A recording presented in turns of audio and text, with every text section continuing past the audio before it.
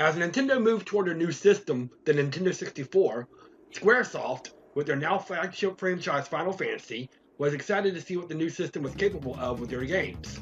They did a few tech demos to see what their games would look like on the system, but felt like they could do more and couldn't do what they wanted to do in its potential, as the Nintendo 64 was staying as a cartridge-based system. After talking to the president of Nintendo at the time, Hiroshi Yamauchi, to see what they could do for new ways of storage, he refused, and Squaresoft, after being a predominantly second-party developer for Nintendo, turned to a new system, who also had a falling out with Nintendo around a year ago, the Sony PlayStation. The PlayStation was using CD-ROMs as storage and development format, and Squaresoft knew they could use CDs for more what they wanted to do, as they could put more data on a CD than a cartridge. What was born was a few of the more revolutionary and important games in the series, in what would be dubbed as the PlayStation era of the Final Fantasy series. And we start with what people consider the most popular and one of the most important games in the series. I'm DKS3A, and welcome to my retrospective review of the Final Fantasy series.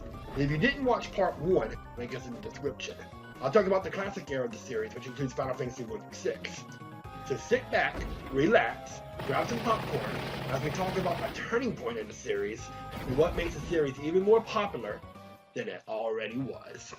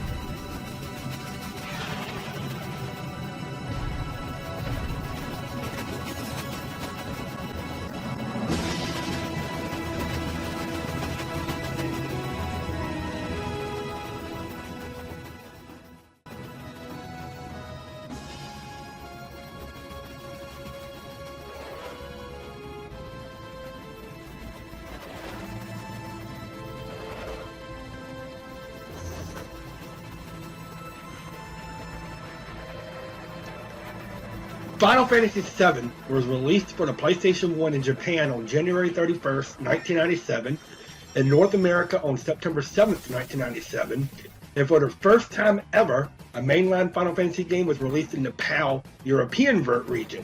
The first Final Fantasy game released in that region actually in Final Fantasy Mystic Quest, being released on November 17th, 1997. The game was a colossal hit all around the world, selling 14.1 million copies across all platforms, including PlayStation 1, Steam, iOS, PlayStation 4, Nintendo Switch, and Xbox One.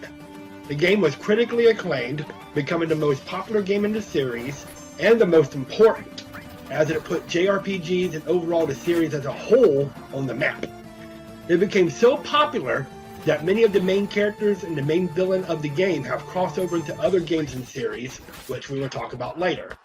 The game also spawned a multimedia series called Compilation of Final Fantasy VII, which has a movie and many other spin-off games to add to the story and lore, and also an HD remake trilogy with Final Fantasy VII Remake coming out in 2020, and a second game known as Final Fantasy VII Rebirth coming out in February 2024. With the game moving to PlayStation, they were able to do so much more with the game, adding more and making it bigger than ever before, the game itself covering 3 discs. The story, which was co-written by the director of Final Fantasy VII, Yoshinori Kitase, and newcomer Kazushige Nojima, who will become the writer of the compilation of Final Fantasy VII and much of the Kingdom Hearts series, follows a former soldier named Cloud Strife, who has become a mercenary for hire, joining an eco-terrorist group named Avalanche to take out a Mako reactor that was built and created by Shinra Electric Power Company. Soldier is the army of Shinra. Mako is energy from the planet, is life force from a river of spiritual energy called the Life Stream. The reactors are draining Mako energy, which provides the city of Midgar the technology and energy it needs to thrive, but it's slowly killing the planet. The leader of Avalanche, Barrett Wallace, a brash man with a gun on his arm, wants to take down the reactor to prevent the planet from dying and to stick it to the man, as he would like to say. He is joined by a few other members of Avalanche, Biggs, Wedge, and Jesse Raspberry. Together they stop a couple of robots sent up by Shinra and use a bomb to destroy Mako Reactor 1, but not before Cloud has a few voices in his head. Together, they head back to the Sector 7 slums to the headquarters of Avalanche, a bar known as Seventh Heaven. They celebrate a job well done, as Barrett also loves on his adoptive daughter, Marlene, and go down to the headquarters to plan their next move. Before Cloud can go down, he is stopped by his childhood friend, Tifa Lockhart, the owner of the bar and Avalanche member in her own right. They share a drink, and Barrett decides to destroy another reactor, while Cloud isn't interested as he is only in it for the money and thinks his job is done. Tifa reminds him of a promise he made when they were children, mentioning that he would come to Tifa's aid if they were in a bind if he joined Soldier. They offer him more money to take on the next job with them, and he accepts, heading to the next reactor. Tifa also heading with them. She has a mark class. The destruction of the next reactor goes well until the explosion happens, the bridge they were on breaks, and Cloud falls down to the slums below, landing through a roof of the church and meeting up with Eris Gainsborough, a flower girl who is growing flowers from the church. They met before as she was selling flowers in Midgar. Eris hires Cloud to be her bodyguard and escort her home as she is being hounded by the Turks, an investigative section of Shinra, as they want to kidnap Eris for reasons explained later. Cloud takes up her offer of one date and successfully takes her back to her house. Eris' mother, Almira, tells him to leave in the middle of the night as she knows that Cloud is Soldier and doesn't want Eris to get involved. He tries to leave, but is met by Eris on the street and forces herself to come along. They take a break in the park, and Eris explains her former boyfriend was also a soldier and was first class. Before Cloud can ask what his name was, as he was first class himself, Tifa is seen on the back of a chocobo cart and is being pulled to Wall Market, a sleazy, luxurious place where there is a bunch of questionable events happening. Cloud and Eris search for Tifa throughout Wall Market, including the Honeybee Inn and several places of interest, before finding out she was taken to the mansion of Don Corneo, the person in charge of Wall Market. Cloud isn't able to enter, as only women are able to enter the mansion, so Eris and Cloud come up with an idea to dress himself up as a girl and be able to get in. He gets in and is picked as Don Corneo's wife for the night. Eventually, Cloud reveals himself and finds out that Tifa was trying to get information from the Don, as he mentioned Avalanche. He mentions that Shinra is planning on dropping a section of the plate onto the slums and blame it on Avalanche. Don drops into a sewer through a trapdoor, and after battling through the sewers and a train graveyard, Wedge explains that Barrett is on top of the plate, trying to hold off from them dropping the plate. Tifa tells Eris to take Marlene to safety and get to the top of the pillar. They reunite with Barrett and fight Reno, a member of the Turks. After the fight, his partner Rude hits the trigger and starts a bomb, which no one is able to stop. Reno escapes on a helicopter, where Sung, the leader of the Turks, has captured Eris, who they reveal is the last ancient, a member of a race called the Cetra, a race of beings who helped defeat the Calamity of the Skies 2,000 years ago. Before anything else can be mentioned, Tifa, Cloud, and Barrett escape the fallen pillar, and Sector 7 slums are reduced to rubble, killing most of the inhabitants, including Jesse, Biggs, and Wedge. Barrett's upset about Marlene, but Tifa reveals she was taken to a safe place and followed Cloud to Eris' house, where Marlene is indeed safe. Amira reveals more about Eris, who she actually adopted after her real mother died. Eris talks a lot about ancients and returning to the planet. That is when Shinra and the Turks find out about Eris, and she denies and refuses her heritage and was run from the Shinra ever since. The party decides to storm Shinra headquarters to get Eris back. They make their way to the top floor and eavesdrop on a Shinra meeting, where a scientist named Hojo has determined that the specimen was inferior to her mother, but still suitable for breeding.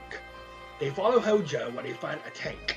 Cloud's head starts to hurt, and he mutters two words, Genova and Sephiroth.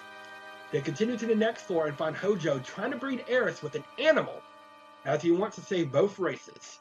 Barrett shoots open the container, the animal jumps out and attacks Hojo, and introduces himself as Red 13. They get captured by Rude and taken to the president of Shinra. The president tells them more about the Cetra and their ability to lead them to the Promised Land, which is a land full of Mako, with Eris being the last surviving Cetra. They are taken to jail and decide to rest, and when they wake up, the doors are open and there is a trail of blood. They follow the trail of blood, see that the chamber to Genova is empty, and it leads to the president, who was killed with a sword in his back. Tifa recognizes the sword and reveals it to be Sephiroth's Masame. They encounter the president's son, Rufus Shinra, and declares himself the new president of Shinra. Shinra intends to find both Sephiroth and the Promised Land. They decide to escape and steal a Shinra motorcycle and truck, and after battling a bunch of Shinra soldiers, get to the end of an unfinished highway where Cloud makes a declaration to go after Sephiroth. The party agrees, and they leave Midgar. And that ends Act 1. That is just Act 1. Act 2 starts with the party splitting up into two parties and meeting up in the village of Calm. And in the end, Cloud explains his relationship to Sephiroth. He talks about the Nibelheim incident from 5 years ago, the hometown of Cloud and Tifa. Himself and Sephiroth were tasked to examine a reactor in Nibelheim, and told the party that he and Sephiroth were friends and have been on several missions together. After an attack by a dragon, they reach the gates of the town. Sephiroth asks Cloud how does he feel being home and how he doesn't have one as his mother Genova died at childbirth. Cloud remembers visiting his mother, went to Tifa's house to search for her, and returned to the inn and finds Sephiroth muttering to himself about remembering this place. The next morning, Cloud meets up with Sephiroth and two MPs, military personnel, and find out that their guide to the reactor is none other than Tifa. They get a picture taken together and make their way up the mountain toward the reactor. A bridge collapses and one of the MPs is lost, and they continue without him. They reach a Mako fountain, and Sephiroth explains about Mako and materia, with condensed Mako becomes materia, which holds the knowledge of the Ancient/Cetra. At the reactor, Sephiroth tells the other MP to keep Tifa outside, and they head in to find a sealed door named Genova. Sephiroth looks in some pods and finds some experiments created by Hojo being showered by Mako. Sephiroth explains that soldiers are showered with Mako, which gives them their special abilities and power. Sephiroth begins to wonder if he was an experiment too, and if he's even human, and returns to Nibelheim and seals him up in the Shinra mansion for 7 days, looking over notes and reports from Hojo and Professor Gast. 7 days later, Cloud returns and Sephiroth has gone mad, calling Cloud and all humans traitors, saying that the goal of the Genova project was to infuse humans with the abilities of the Cetra to find the Promised Land, with Sephiroth himself thinking he was a descendant of the Cetra, and heads back into town. When Cloud heads back into town, he finds Nibelheim in flames and ashes. Cloud's mother is dead, and Sephiroth kills more town people before making his way to the reactor. Cloud follows and finds Tifa with her dead father.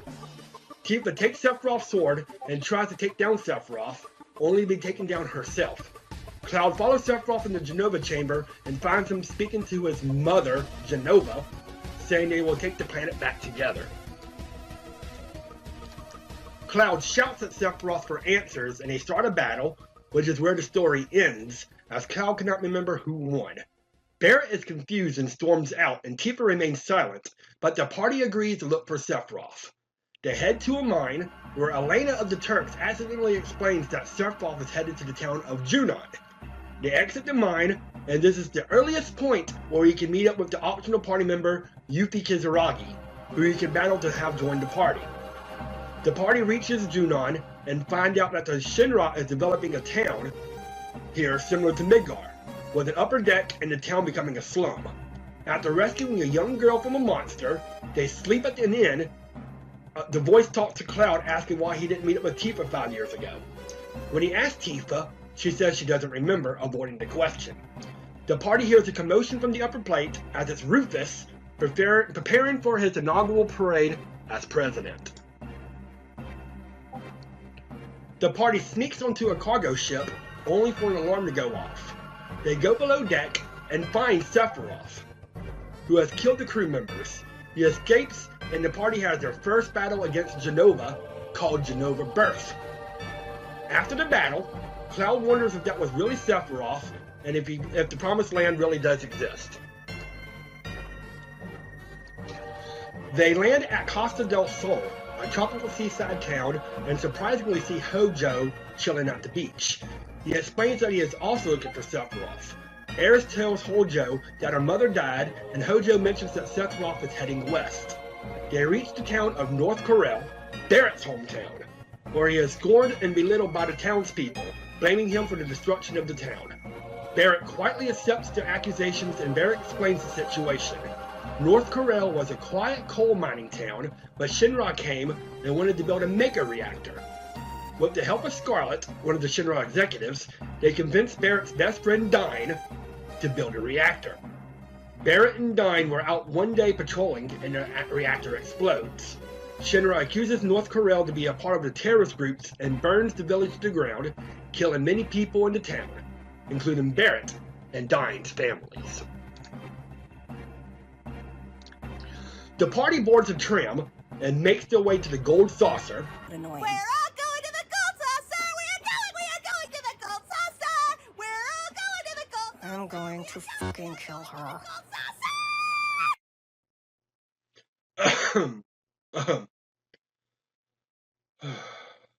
Anyway, a place of amusement rides and games. Barrett continues to protest and storms off, and the party decides to do some recreation. Cloud meets the owner of the Gold Saucer, Dio, who mentions a man in a black cape with the number 1 tattoo passing through. Cloud is convinced it revolves around Sephiroth and wanders off to find the party, meeting Kate Sith, a fortune-telling cat riding an automated stuffed Moogle. He reads a few fortunes for Cloud, but the last one reveals to be important, saying, "What you pursue will be yours, but you will lose something dear." Kate Sith forces himself into the party, wanting to find out what the fortune means. Cloud arrives at the battle arena and everyone is dead. One of the survivors mentions that it was a man with a gun arm who is the culprit. The party is accused by Dio and is sent to Coral Prison, a prison underneath the Gold Saucer. The party confronts Barrett to find out if it was him who did the killings, but he runs away. They follow him to a rundown house, and he continues his story from North Corel. Scarlet intercepted Barrett and Dyne after the Mega Reactor explosion and orders them to be shot. Dyne is dangling from a cliff, and both of their arms were shot, Dyne falling into a ravine, and Barrett's arm becoming useless. He returns to town to find Dyne's wife dead, but his infant daughter, Marlene, alive. Barrett gets grafted with a gun arm and swears revenge on Shinra, joining Avalanche. During the operation, he is informed that another man had the same procedure with a gun arm grafted onto his arm, and Barrett is convinced that it is Dyne that murdered the people at the Gold Saucer. Barrett finds Dyne in the prison, who is mad with anger.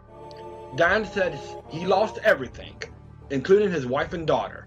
Barrett explains that his daughter is still alive, but Dyne engages in battle with Barrett. After Dyne's defeat, he said that he wanted to destroy everything, including himself, and that Marlene won't recognize him. Dyne tosses Barrett his wife's pendant and jumps off the cliff. They convince Mr. Coates, a guard, that they have the boss's permission to leave, and after Cloud wins a chocobo race, they are released from prison, and Dio gives them the buggy as a way of apology. They use the buggy to reach the village of Gongaga, where the Turks are already waiting for them. After a battle, Cloud realizes that someone in the group is a traitor. They reached a ruined reactor where they learned that Shinra is looking for huge materia but doesn't quite understand what that means. They reached the village and two parents ask about their son named Zack. Zack joined Soldier years ago and never returned home. Aerith recognizes the name and the parents ask if she was the girlfriend that he wrote about. Aerith runs out of the house and mentions to Cloud that Zack was her first love and went on a mission 5 years ago and never returned.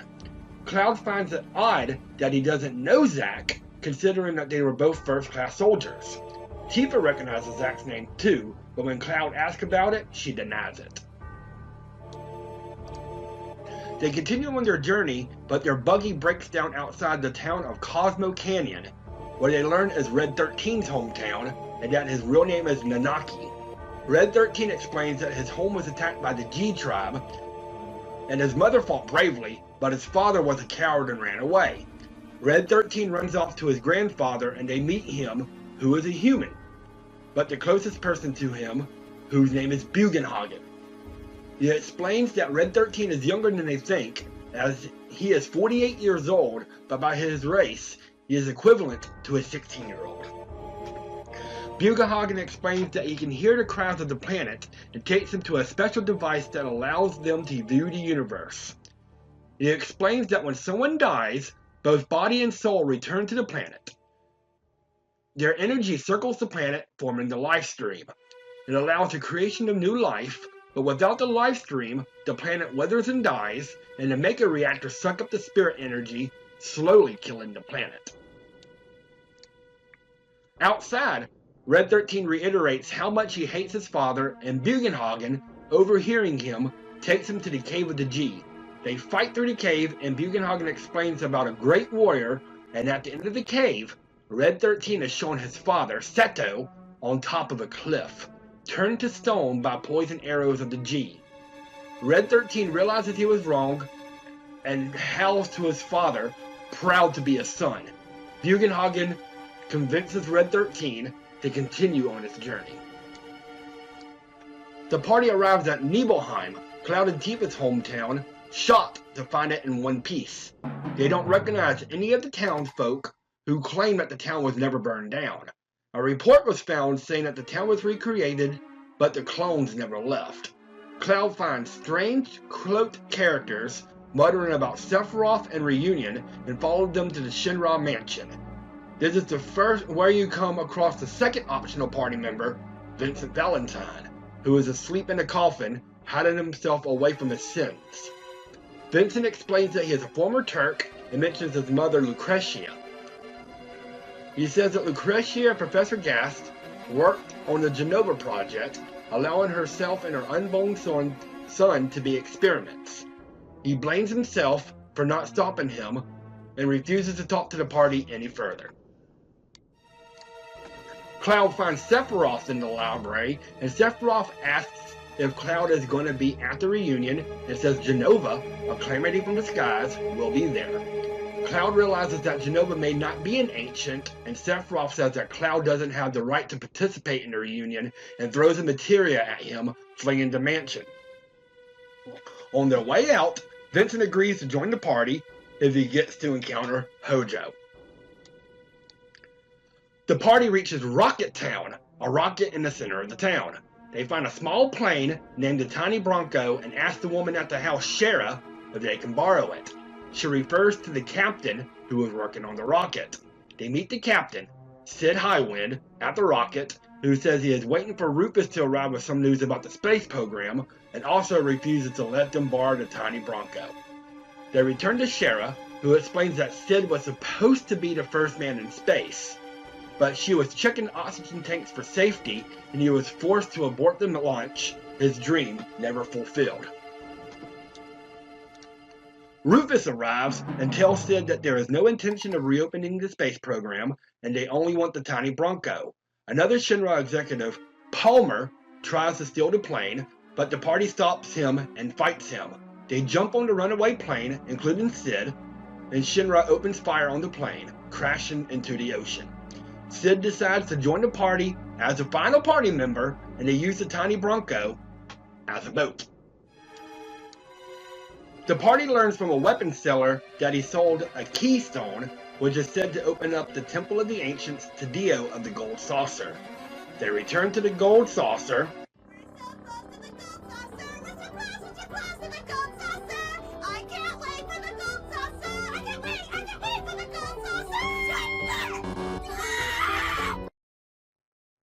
Shut up, Yuffie.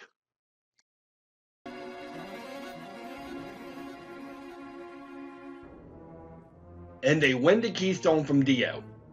The tram breaks down, and they are forced to spend the night in the Ghost Hotel. Cloud will then go on a date with one of the party members depending on the player's actions. Either Tifa, Aerith, Yuffie, or even Barrett. They spot Cait Sith being suspicious, and it's found out that he is the traitor, giving the keystone to Sung of the Turks. Cait Sith admires the group's resolve, but when he is refused to rejoin the party, Cait Sith plays a tape of Marlene being kidnapped. Cait Sith stays with the party and directs them to the Temple of the Ancients.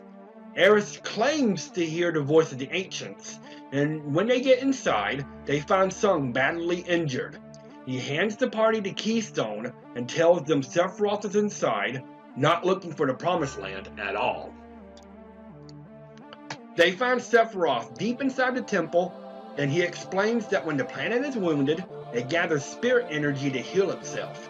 He plans to create a wound so large and absorb all of the energy, essentially becoming a god, and he needs the black materia to summon Meteor to do the job.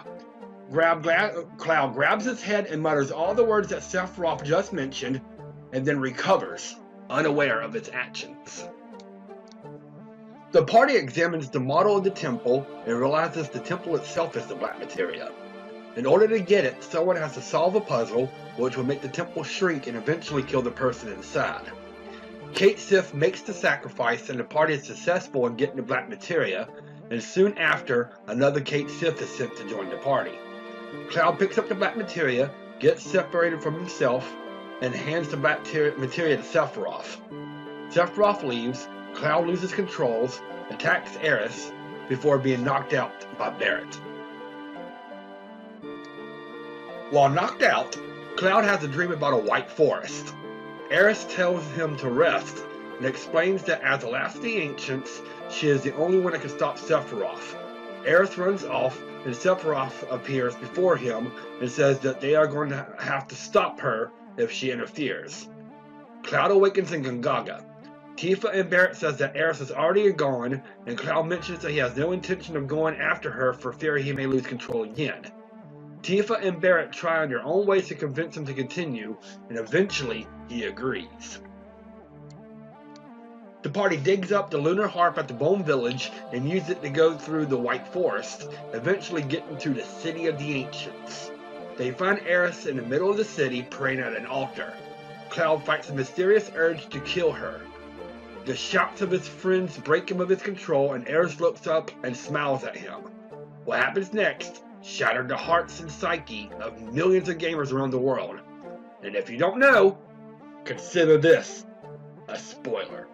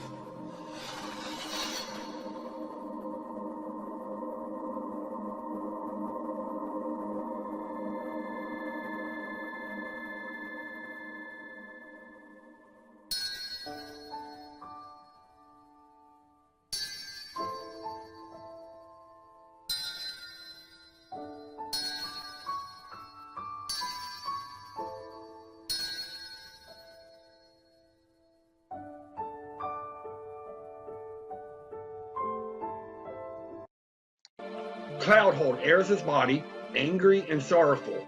Sephiroth tells him to stop pretending that he is sad, and the second fight with Jenova ensues. After the battle, Cloud hears the words, "You are a puppet," told to him. The party pays their respects to Eris, and Cloud carries her to the lake, releasing her body and watches it float to the bottom. Cloud explains that there is a part of him that he doesn't understand, including the part that gave Sephiroth the black materia. He resolves to track down Sephiroth, and the party agrees to join him, continuing their journey to stop Sephiroth. And that ends Act 2 in Disc 1 of the game. Act 3 in Disc 2 starts with Cloud having a dream about Sephiroth heading north. The party meets in a small snowy village called Icicle Inn, where Cloud finds old videos of Professor Gas talking to the last ancient, Elfana. Elfana explains that 2,000 years prior, a calamity came from the skies, injuring the planet, affecting the Cetra and turning them into monsters. The calamity came to be known as Jenova, who was misidentified as a Cetra. Gast asks about weapons, and Elfana explains that there were weapons created by the planet to get rid of any threats to the planet's life. Gast and Elfana have a child, who they name Eris. Hojo finds the trio 10 days after Eris' birth, kills Gast, and captures Elfana and Eris to be used as specimens, staying in the lab for around 10 years. The party used snowboards to go down the mountain, go through the Great Glacier, and arrive at the northern crater, noticing the high wind above them in the sky. Inside, Rufus is excited that they found the Promised Land, and Hojo is curious about the reunion. Inside the crater, the party finds Sephiroth killing the black hooded figures, saying they have outlived their usefulness, and attacks the party, where the third fight with Jenova ensues. After a grueling battle, a piece of Jenova remains, and Cloud comes to the realization that they have not been following Sephiroth at all, but Jenova. With Sephiroth controlling Jenova's body, they realizing the danger, hands the black materia to another party member. The party stays behind, while Tifa and Cloud continue going further into the crater. As Cloud and Tifa travel further, they get a vision of Nibelheim 5 years prior. When Sephiroth arrives at the gate, it's not Cloud who is with him, but a mysterious black-haired soldier. Cloud realizes that this is an illusion to make him think that he was never there 5 years ago, and tells everyone not to believe it. Sephiroth arrives, and against Tifa's protests, tells Cloud that this is the reality and Cloud's memories are the illusion. Hojo constructed Cloud 5 years ago using Mako and Jenova cells, but it was deemed a failure and not given a number. Tifa begs Cloud not to listen and turns away, and Cloud asks Tifa if Sephiroth speaks the truth. Sephiroth explains that it was Cloud's Jenova cells merging with Tifa's memories of the real Cloud, making this version of him. He then shows the picture that was taken that day, and Cloud is not in the photo, but the mysterious black-haired soldier. Cloud still doesn't believe it, believing in his own memories, and says that it was his first mission as a first-class soldier, but then clutches his head, not remembering how he even became soldier in the first place. Shinra executives have arrived and marvel at the Promised Land. The Mako crystals move around them, and Hojo says that it is a weapon, and it does exist. The party member with the black materia is cut off from the rest of the party, and Tifa runs up to that party member and says that Cloud needs help. The party member runs off, and Tifa transforms into Sephiroth, reminding them to bring the black materia. Cloud and Tifa arrive and warn the Shinra members about the reunion, and the party member with the black materia arrives, Cloud taking it from them. Hojo is excited that one of his experiments made it to the reunion. Hojo looks and doesn't see a number on Cloud, and is disappointed that only a failure made it to the reunion. Cloud begs for a number, and Hojo says that although only a failure made it, he is ecstatic that the Jenova theory was correct, explaining that when Jenova is dismembered, all the pieces will come back together again. Sephiroth, inside the live stream, was able to control the clones, and Cloud realizes that he wasn't pursuing Sephiroth, but being summoned by him. The real Sephiroth is then shown, encased in Mako. Hojo is excited, but Tifa reminds him that Cloud has the black materia, and if Sephiroth gets a hold of it, he will summon Meteor and end everything. Rufus gathers everyone on the airship to escape, but Cloud hands the black materia to the real Sephiroth as the crater begins to shake and the weapons emerge from hiding. The airship barely escapes, and Tifa is knocked out into chaos. Tifa has a dream on when she first encountered Cloud after he left to join Soldier, and remembers finding him on the ground at the train station in Midgar. She was worried about how he was acting, remembering things that he should have, and not remembering things that he should, and that is when she asked Cloud to join Avalanche, so she can keep an eye on him. Tifa wakes up 7 days later, and Barrett tells her that they are in Junon, and Cloud's whereabouts are unknown. He says that the weapons are causing havoc all around the world, and they are running out of time. Tifa doesn't understand, and Barrett brings Tifa to a window, showing that Sephiroth has summoned Meteor. Rufus comes in and says that he plans to use them as scapegoats to appease the masses and prevent panic by holding a public execution on the members of Avalanche. Barrett and Tifa are brought to a room filled with cameras and people, and Scarlet explains that the execution will be televised live. Scarlet and a guard strap Tifa to a gas chamber chair, and the guard accidentally drops the key. Just as the button is about to be pressed, an alarm sounds. The crowd flees, and a strange man knocks down Scarlet, revealing himself to be Kate Sith in disguise. He frees Barrett, and they begin their escape attempt. Rufus and Heidegger prepare the cannon to use on the approaching weapon, Sapphire weapon, and fire the weapon, but it's not enough to stop or even damage the creature. While the cannon is being reloaded, Shinra soldiers open fire, but it's no good. Inside the gas chamber, Tifa has managed to get a hold of the key and frees herself from the chair, but is still trapped inside the room. Kate Sith comes up with a plan, and Barrett finally accepts Kate Sith, even if he works for Shinra. Sapphire Weapons attacks the harbor, creating a huge hole in the gas chamber. Shinra also finds the cannon again, destroying the weapon. Tifa escapes from the hole, but Scarlet stops her, chasing her all the way to the end of the cannon barrel, while they have a slapping match. Barrett shouts for Tifa to run toward the end of the cannon, and with Scarlet and Shinra troops pursuing her, jumps off the cannon, grabs a rope that Barrett has had for her, and escapes on the high wind. Without Cloud as the leader, the party is unsure what to do next, and Tifa is particularly lost. Barrett is surprised that normally the tough and determined Tifa is like this, and say that Avalanche was fine before Cloud even joined. The party then realizes why Cloud has been acting so strange, and become determined to find him. Red 13 tells the party to look into an island to the south, where the life stream flows at the surface, and they head to the village of Medill.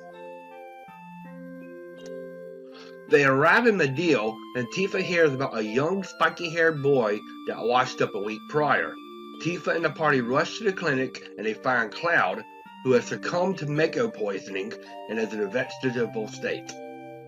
The doctors have mentioned that it's a miracle that he's even alive, and little hope that he will recover. Tifa decides to stay behind to take care of Cloud, and the rest of the party head back to the Highwind. The party has now lost 3 important party members, and Barrett doesn't know what to do when Kate Sith interrupts and allows the party to listen to a Shinra executive meeting. They learn that Shinra is going to collect huge materia for some reactors and launch it directly at Meteor. Having already collected the huge materia from Nibelheim, they plan on getting the next one from Fort Condor and Barrett's hometown, North Corel. When they learn that North Corel is their next destination, Barrett decides that is where they are going to next, but mentions that he is not cut up to be leader, appointing Sid as a leader instead, since he is the pilot of the Highwind. By the time the party reaches North Corel, Shinra has gotten the huge materia and has it aboard a train. Sid and the party hijack a second train and chase the huge materia down. They hop aboard the other train and, depending on the actions of the party, stop the train from crashing to North Corel. If they are successful, Barrett is held a hero of North Corel and they get the huge materia.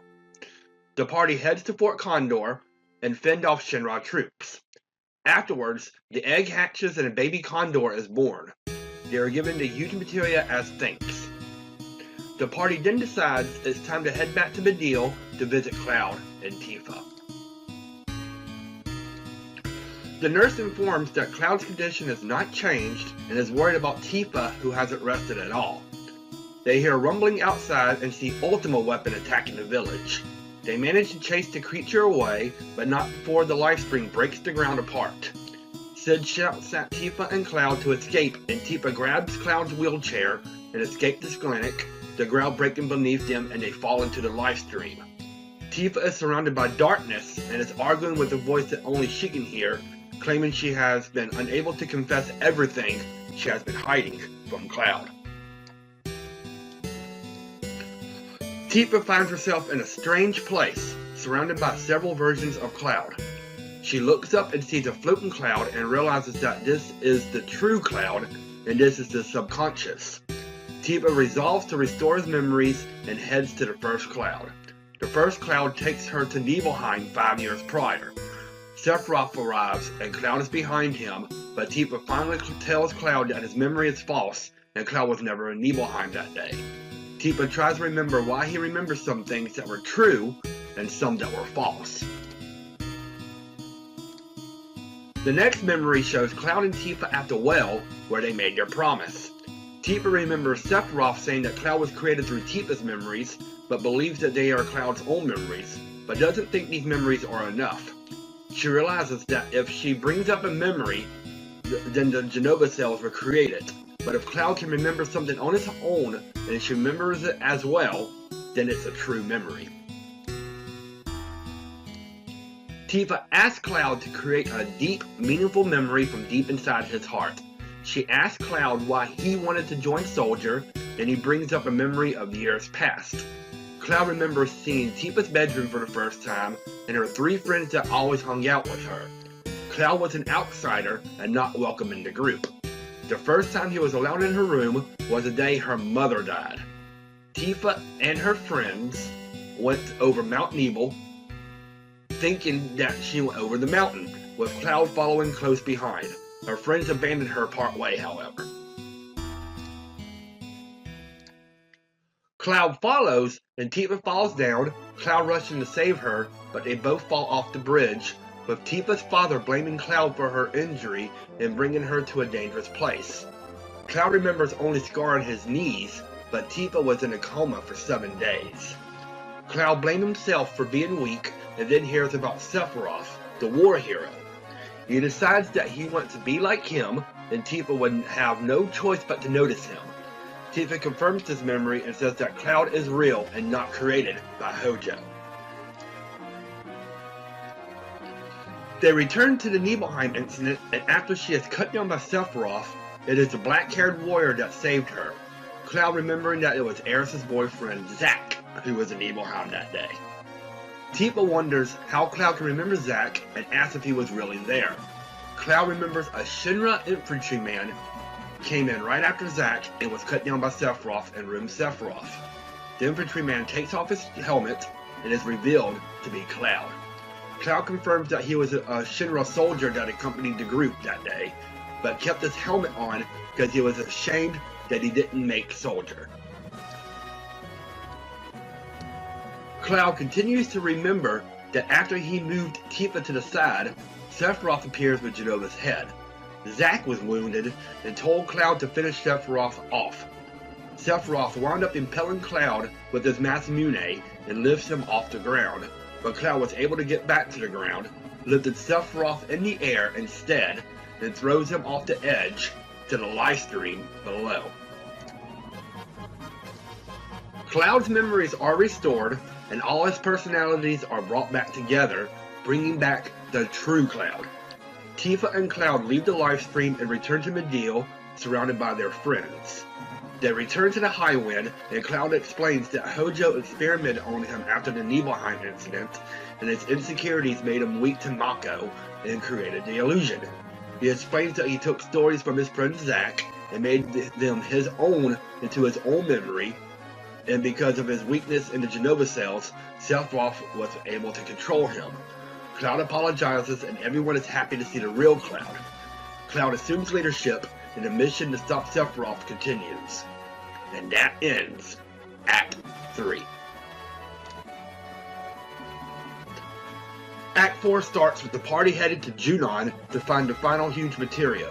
When they arrive at Junon, they notice the Sister Ray cannon is missing, but they head to an underwater reactor on a submarine. They chase down Shinra in a submarine chase, but Shinra escapes with the huge materia and heads to Rocket Town. The party follows, and they follow the Sid's rocket, and they realize that Shinra wants to shoot the rocket with huge materia on board toward the meteor. Palmer presses a button and launches the rocket with the party on board. The rocket is locked, but Sid has escape pods for emergencies. The party grabs the huge materia, and on the way to one of the escape pods, an oxygen tank explodes, trapping Sid. Sid acknowledges Shara being correct all those years ago, but she appears and helps the party free Sid. The party piles into the escape pod and launch away from the rocket. Sid realizes his dream came true, watches the rocket hurl into Meteor as the escape pod escapes. It was enough to break a few pieces off of Meteor, but not enough to stop it on its course. With the rocket being a failure, they head to Bugenhagen for help. They travel to the Forgotten Capital to try to figure out why Aerith went there by herself. Bugenhagen says that they have to find the ultimate white magic, Holy, to stop Meteor. In order to summon Holy, they need the ultimate white materia, which will glow green when the planet hears the summoner's wishes.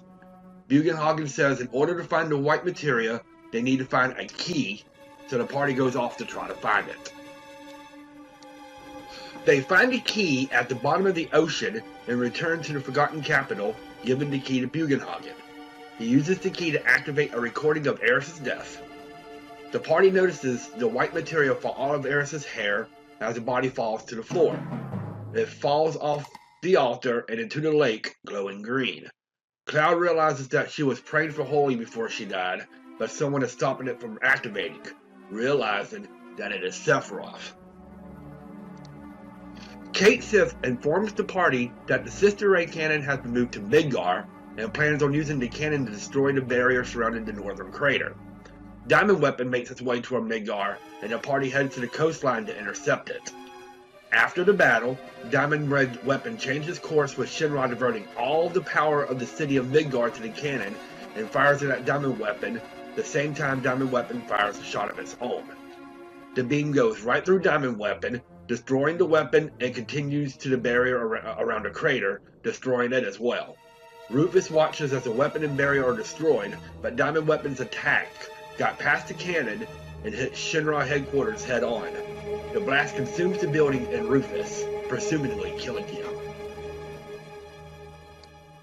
The party realizes that the barrier is gone and can reach Sephiroth, but Kate Sith says with Rufus's death, the executive is in disarray.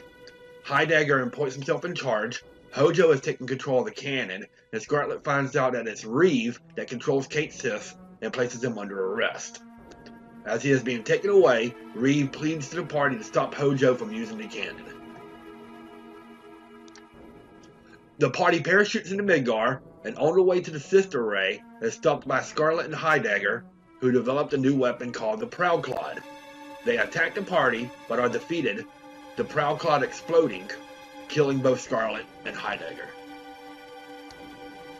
The party makes their way to the cannon control panel, where Hojo is attempting to send the cannon's power to Sephiroth. Hojo reveals that Sephiroth is his son, but Sephiroth is unaware of it. Hojo explains how the woman, Lucretia, that was carrying his child, was offered to Gas's Genova project. Lucretia was injected with Genova cells while she was pregnant, and the result was Sephiroth. Hojo then injects himself with Genova cells, turning himself into a monster and attacks the party, but the party defeats him and shuts down the cannon.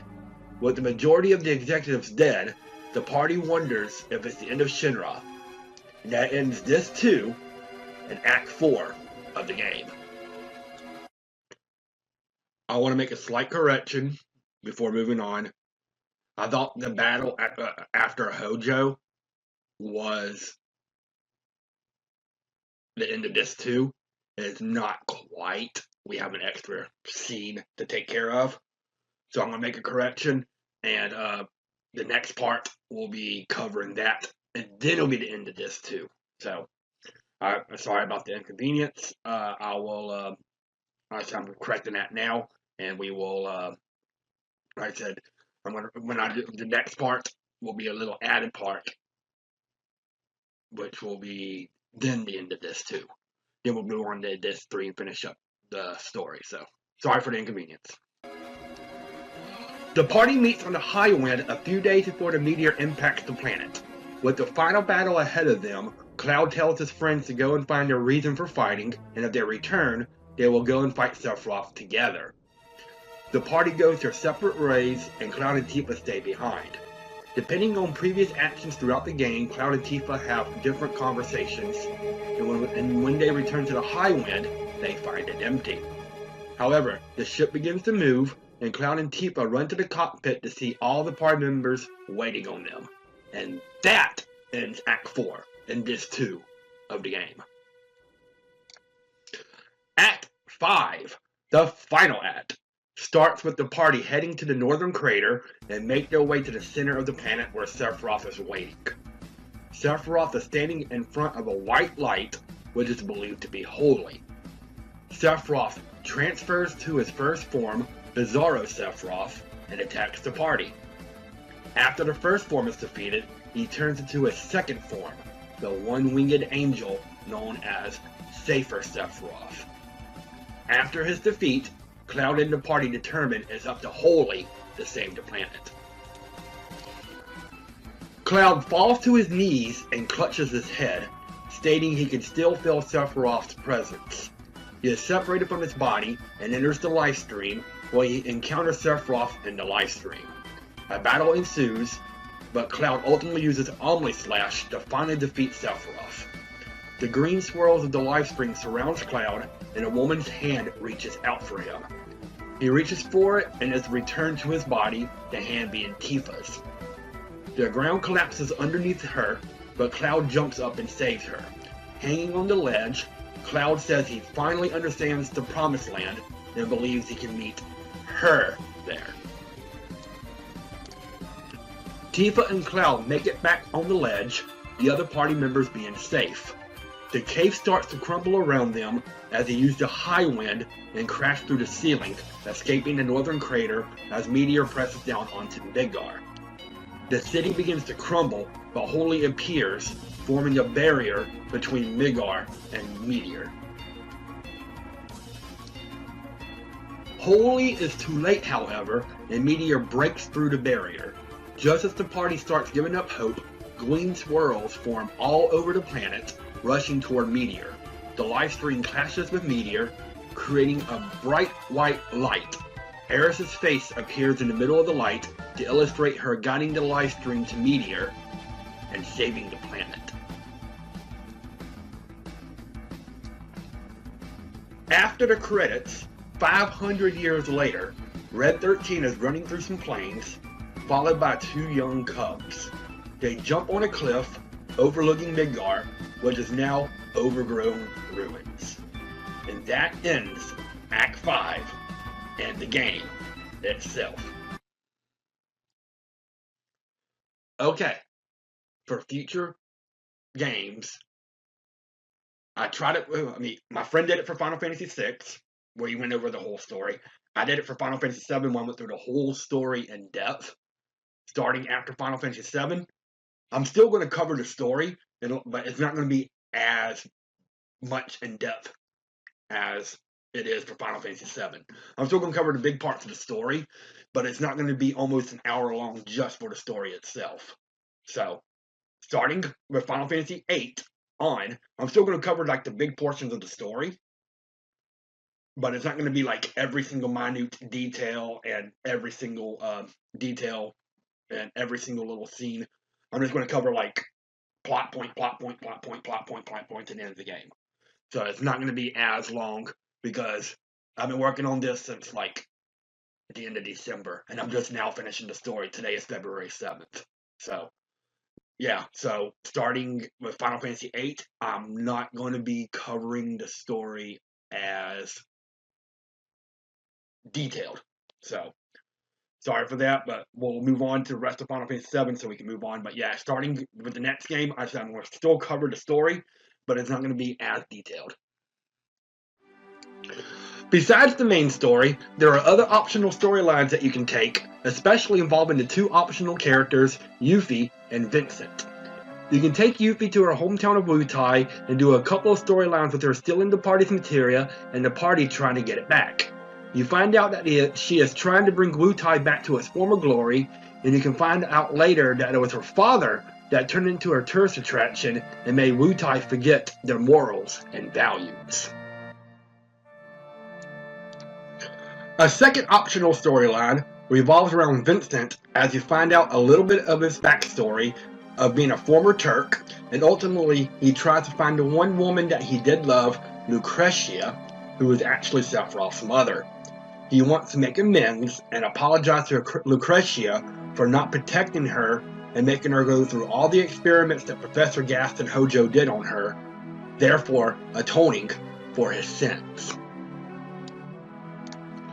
The last major optional storyline revolves around Cloud after he gets his full self back. If you go back to Nibelheim and go to the Shinra Mansion, you can get into the story about Zack and Cloud escaping from Nibelheim and the experiments done on them both. Cloud suffering from Mako poisoning, them trying to get back to Midgar, and ultimately Zack's downfall and how Cloud incorporated Zack's life and memories. All of that is also explored in the game Crisis Core Final Fantasy VII, which will be discussed in a future part.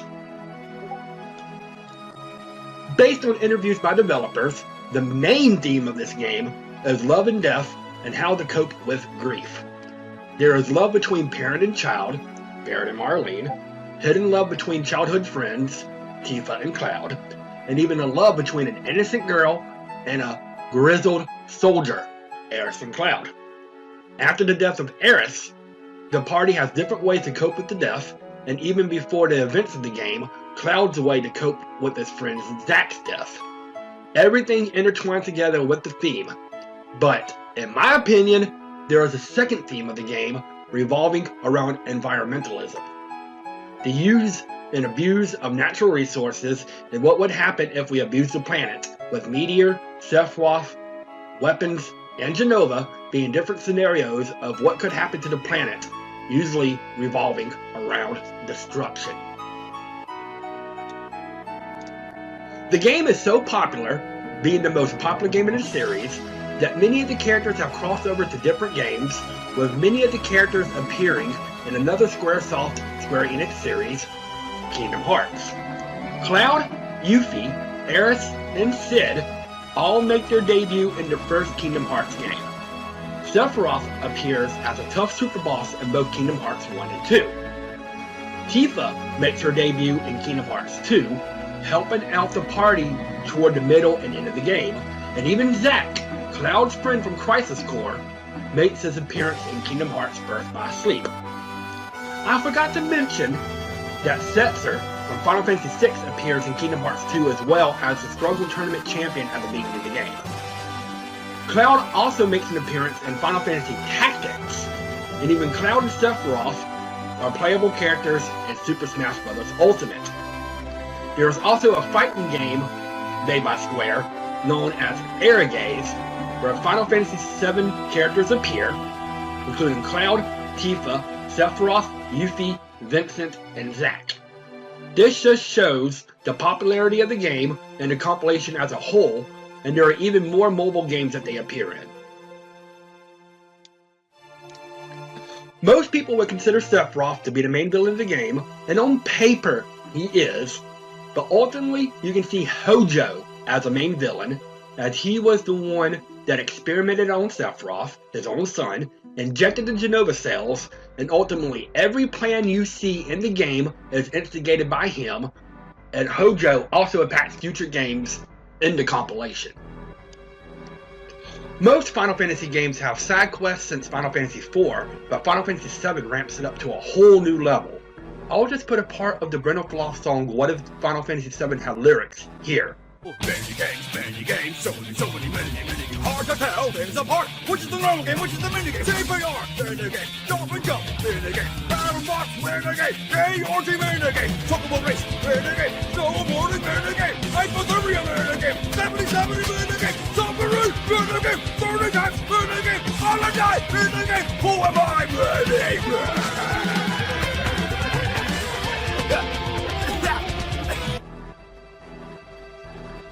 There are so many mini-games in Final Fantasy VII, from a CPR mini-game where you have to save a little girl from drowning, things in Walmart involving the Honeybee Inn, snowboarding, a slapping mini-game between Tifa and Scarlet, and the list goes on.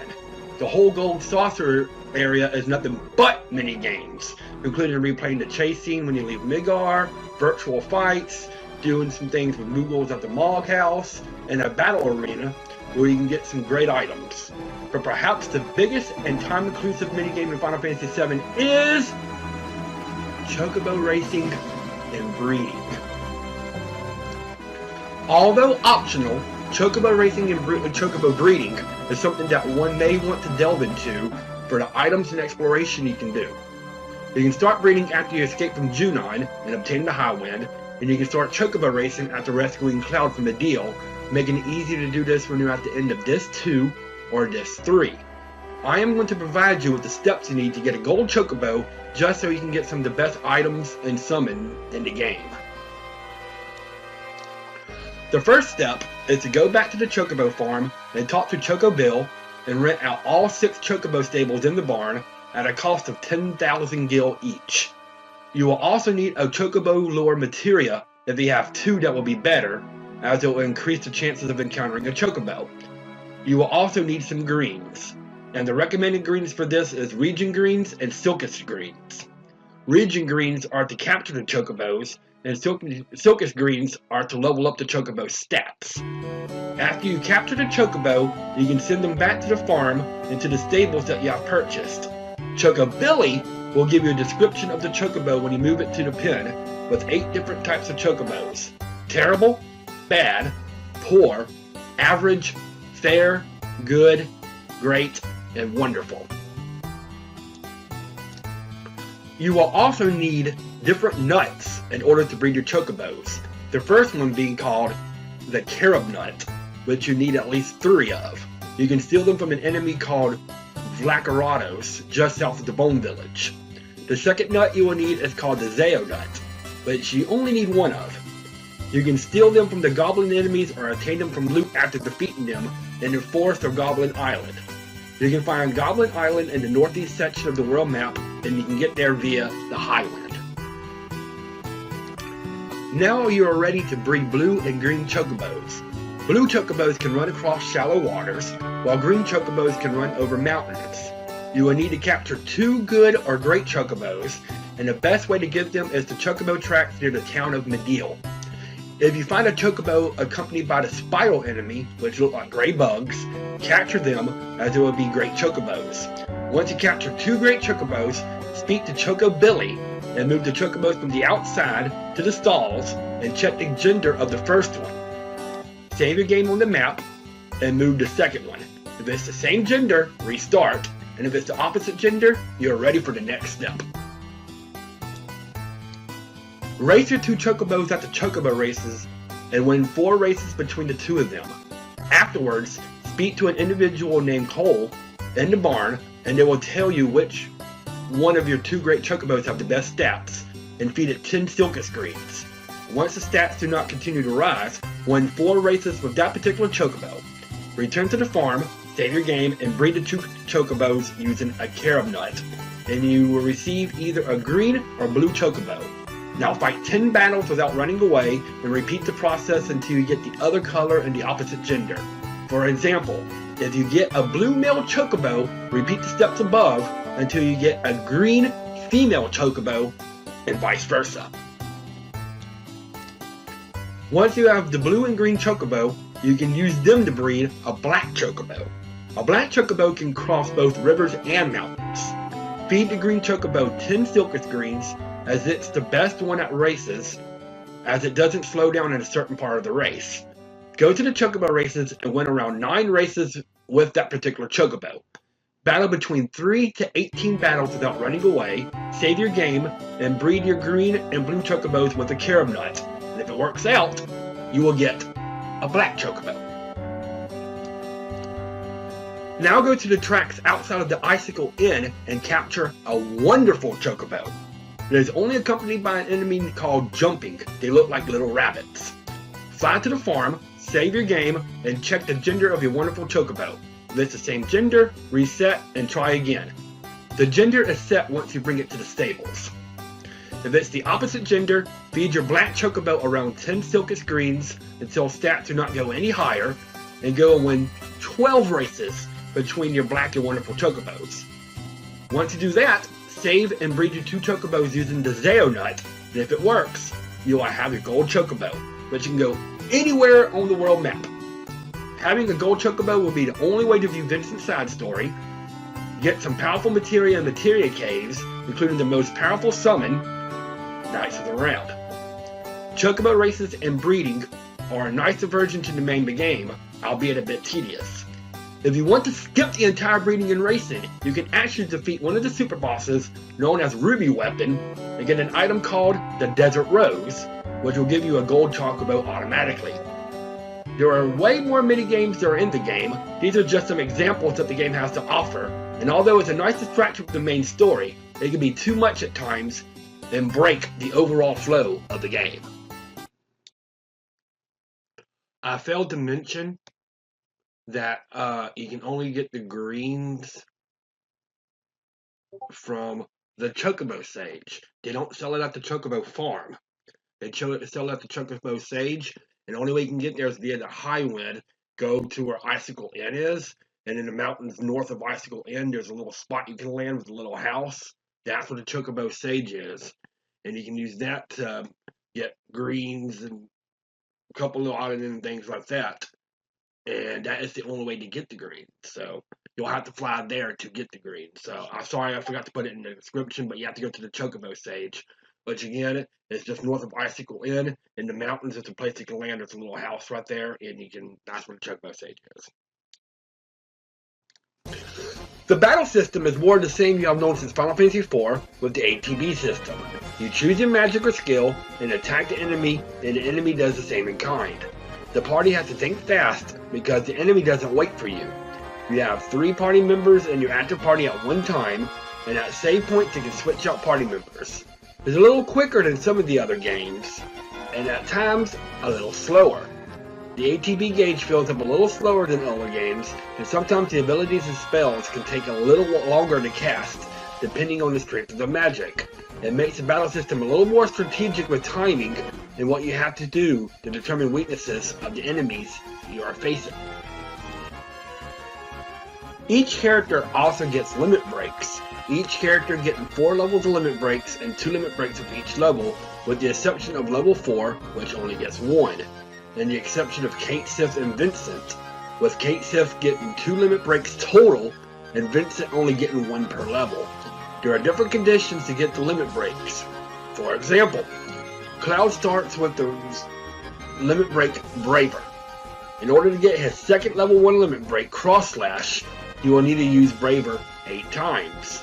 To get his first level 2 limit break, Blade Beam, you will need to defeat 120 enemies with Cross Slash, and so on. For the most part, each character needs to use the limit breaks a certain amount of times, or defeat a certain amount of enemies to get their first 6 limit breaks.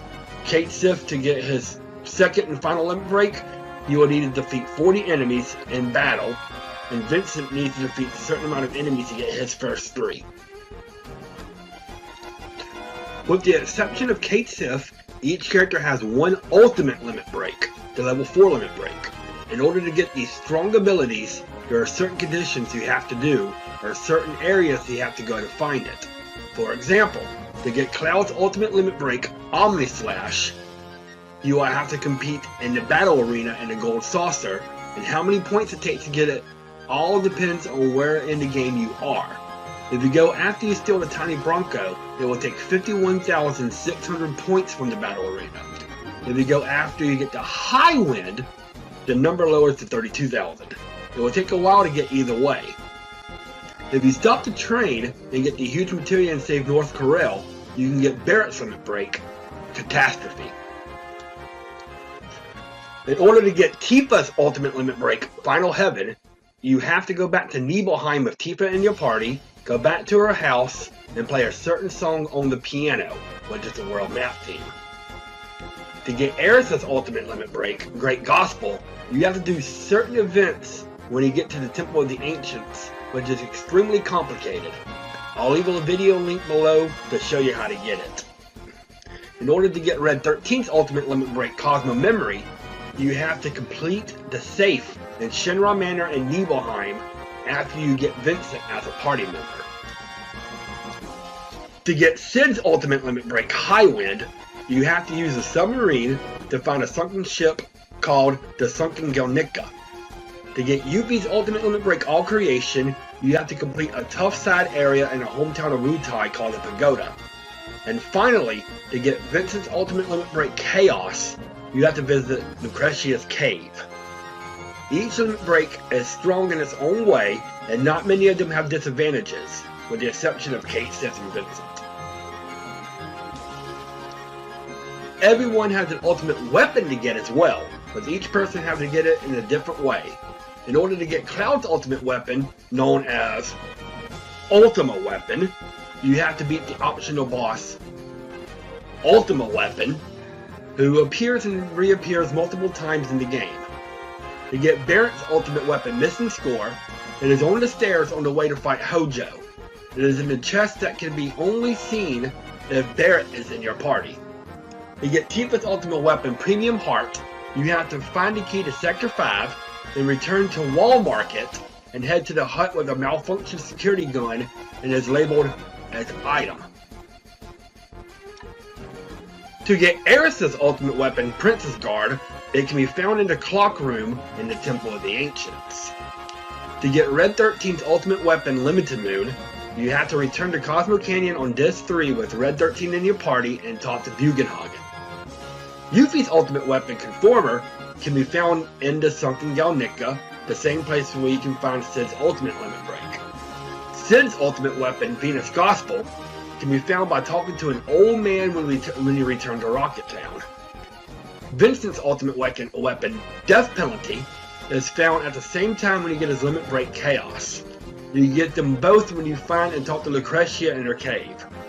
And finally, Kate Sif's ultimate weapon, HP Shout, can be found when you return to the Shinra building toward the end of Disc 2. It can be found on floor 64. The biggest innovation about the battle system is the materia system. You can find materia around the world and connect it to your weapons or armor for different magic and results. There are 5 different kinds of materia and each of them have different effects and abilities.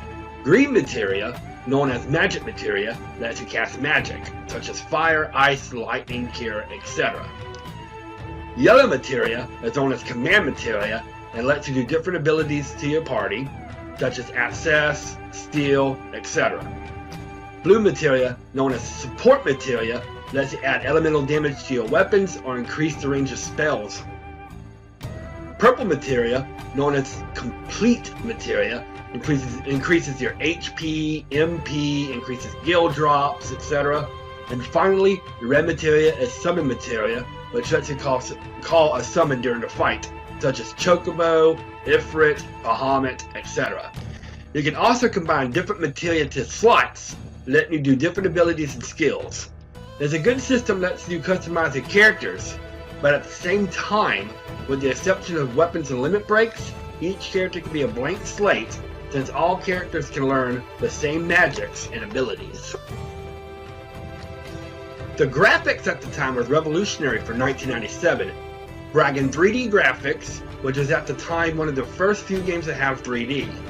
Many of the backgrounds and areas are pretty for its time, showing off the area where you are at, and most of them are distinct so you know where you're at. 27 years later, the graphics don't hold up quite as well. Most of the characters look like Lego figures with blocky hands, and their map models don't have mouths. There's a little bit of a whiplash compared to future games, even with the next main game in the series. But this game does have the first of the series, and with the power and the capacity of the PlayStation, it was able to do this: full motion videos. Many instances in the game, there is full motion video that shows off the power of the PlayStation. It was really cool to see back in 1997, where graphics in movies like this was few and far between outside of Sega CD. Some of them look gorgeous even in this day and age, like Sephiroth moving through the fire when he burns down Nibelheim, or the Aerith's death scene. But some of them looked a little dated, and with everything that was happening on the screen, some of them experienced some slowdown. But that doesn't mean that Squaresoft did not push the boundaries of what CD quality and the PlayStation could do at that point in time. The game's difficulty can vary at times, although you can potentially make it as easy or as hard as you want it to be. It all hinges on the materia system.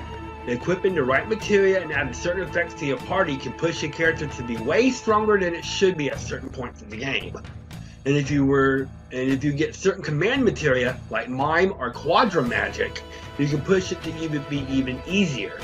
There's ever a point in the game where you have to potentially grind to get through the main story, especially with the right materia setup.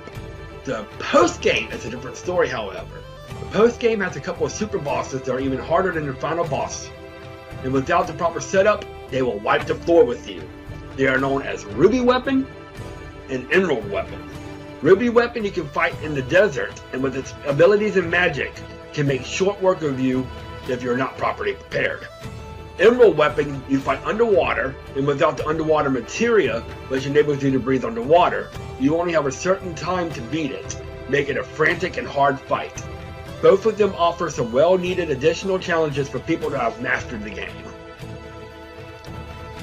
Hironobu Sakaguchi returns as the producer of the game, leaving director duties to Yoshinori Kitase, one of the directors from the previous games, Final Fantasy VI. Tetsuya Nomura returns and helps out with the game, developing the Limit Break system, amongst other things. Yoshitaka Amano and newcomer Yusuke Naora help out with the art, Naora relearning how to draw for 3D. The scenario and story was written by Sakaguchi himself, then added on and changed by newcomer Kazuke Nujima, who came to help out after finishing up his directing duties on the game Bahamut Lagoon. The story was finalized by Sakaguchi and Kitase.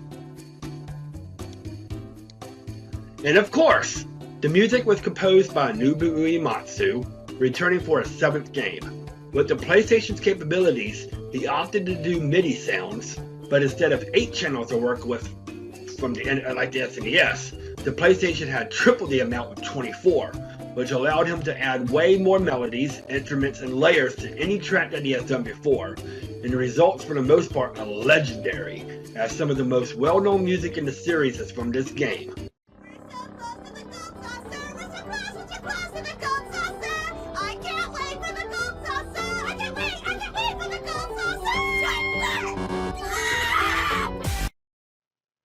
Shut the fuck up, Yuffie.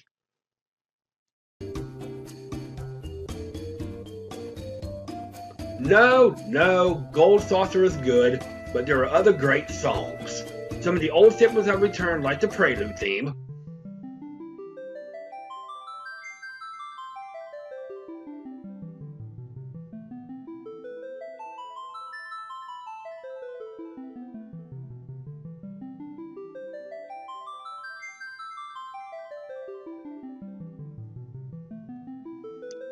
The theme of Final Fantasy, which once again appears in the credits and staff roll of the game.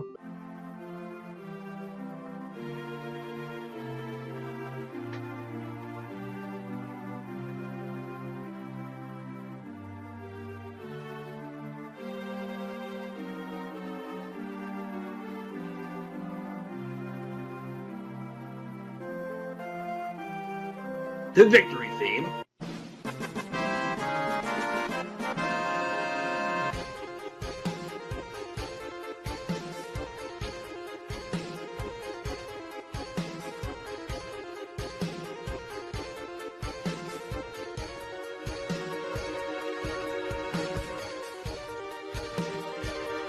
And this game has not one, not two, not three, but 4 different Chocobo themes.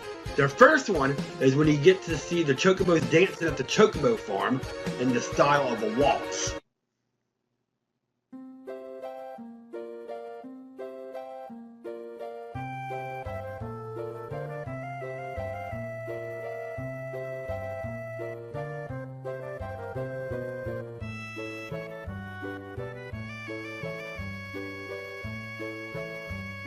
The second is an homage to surf music when you get into a battle with a Chocobo on the world map.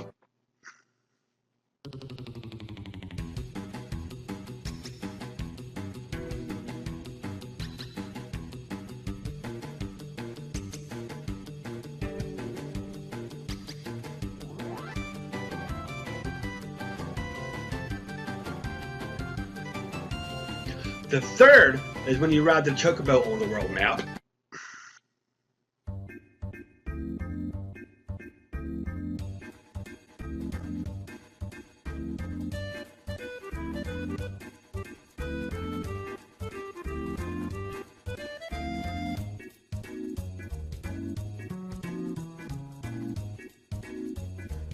And the last one is during the Chocobo races.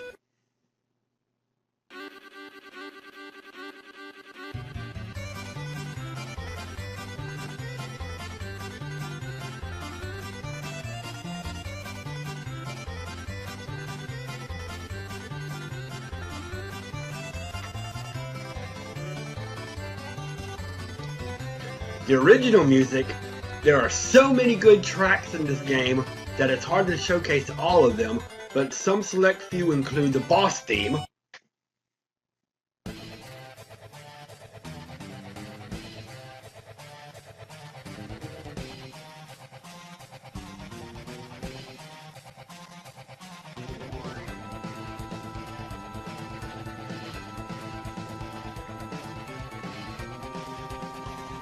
Eris's theme,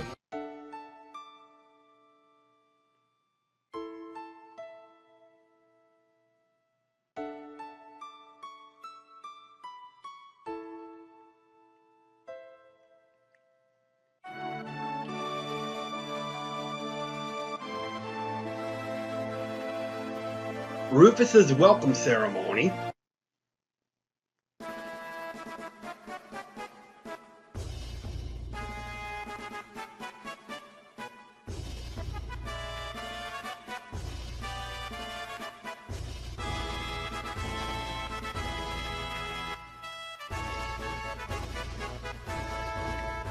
Tifa's theme,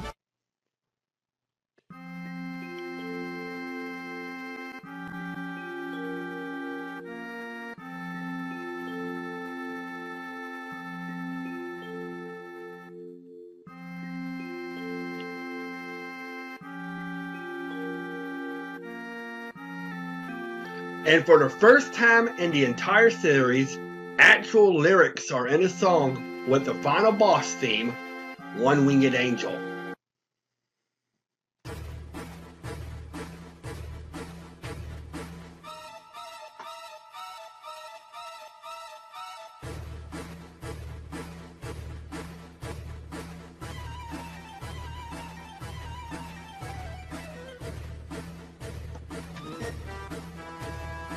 There are literally dozens of songs that could easily be showcased, but I only have so much time to show off. And these are, in my opinion, are some of the best the game has to offer. Overall, the game was critically acclaimed and considered one of the best of the series, and it's easy to see why with how popular it is and being, at this point in time, still the best-selling game in the series. With its popularity, the whole world of Final Fantasy VII has expanded with the compilation of Final Fantasy VII and a 3-part remake that is still being released. I wholeheartedly understand the popularity, as this was a game that got many of the Western audience into JRPGs. But honestly, and this may shock you, this game is not in my top 5 favorite Final Fantasies. There are things that I really loved about the game, with the exception of a couple of things, there wasn't really anything overwhelmingly that I absolutely thought was the best of the best. And that is why I give this game an 8 out of 10.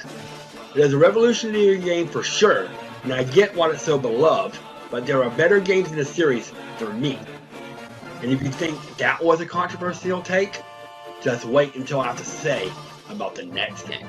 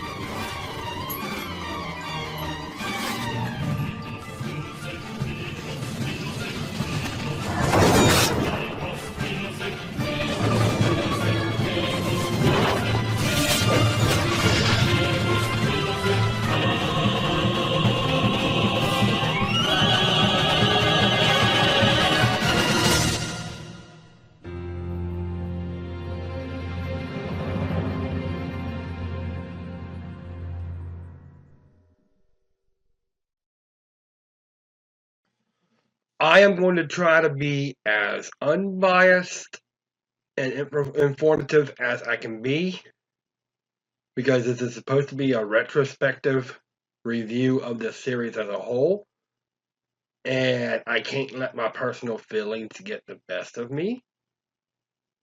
But I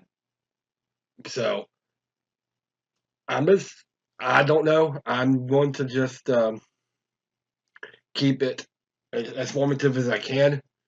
But I am going to have the Angry Video Game Nerd say one thing, what I think about this game. This game sucks.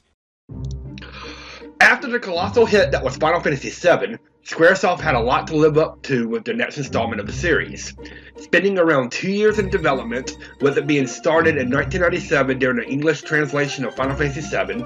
Final Fantasy VIII was released in Japan on February 11th, 1999, North America on September 9th, 1999, Europe on October 27th, 1999, and Australia on October 29th, 1999. Like the previous game, the game was a massive success, initially being released on PlayStation 1, but being released on other platforms like the PC and a remastered version on Nintendo Switch, PS4, PC, and Xbox One, and even an Android and iOS release. Due to the last game, expectations were at an all-time high for the series, and its sales reflected, selling 9.6 million copies worldwide across all platforms. The game also received critical acclaim, scoring highly in many reviews. Due to the popularity of the game, some of the characters crossed over to other series, albeit a smaller scale than its predecessor. The story of the game, which was again written by Yoshinori Kitase and Kazuhige Nojima, with help from Tetsuya Nomura, follows rivals Squall Lionheart and Cypher Amasi dueling in a stormy night. Both of them were cadets at an academy known as Balam Garden, which is an academy that trains Seed, an elite mercenary force contracted to help people all around the world. The duel ends in a draw, with both of them getting scars across their faces. The next morning, Squall wakes up in the infirmary on the day of his Seed field exam. He sees a mysterious girl that claims to know him and leaves, with his instructor and teacher Quistis Treppe. They head to the Fire Cave, with Quistis' help, is able to retrieve a new Guardian Force, which is a creature that enables the use of magic and increases physical capabilities, known as Ifrit. And with that, Squall is ready for his final exam. The final exam to become a Seed is the Siege of Dalet, where Squall, Cypher, and another member named Zeldinched must secure the central square of the occupied city of Dalet. A Galbadian army plans to reactivate an abandoned radio tower. Cypher abandons his team and disobeys orders by leaving their post, and another girl named Selphie Tilmet joins the party while delivering a withdrawal order. The tower is activated, and the party is chased back to the beach by a spider war machine. Back at the garden, the exam results are announced, and Squall, Zell, and Selphie pass to become Seeds by the headmaster Sid Kramer, but Cypher fails because he disobeyed direct orders.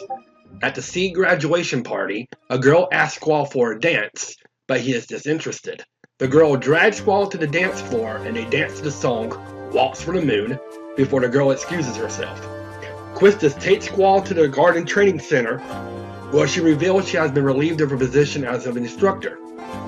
They leave the training center, and they see the mysterious girl who Squall saw in the infirmary. She calls out to both of them but don't recognize her. They defeat the monster Granado that cornered the girl, but she is led away by men in white uniforms before she has a chance to talk. The next morning, Squall, Selphie, and Zell are sent on their first Seed mission, aid the resistance faction known as the Forest Owls, and reclaim the independence of the nation of Timber, which Galbadia has occupied for over a decade.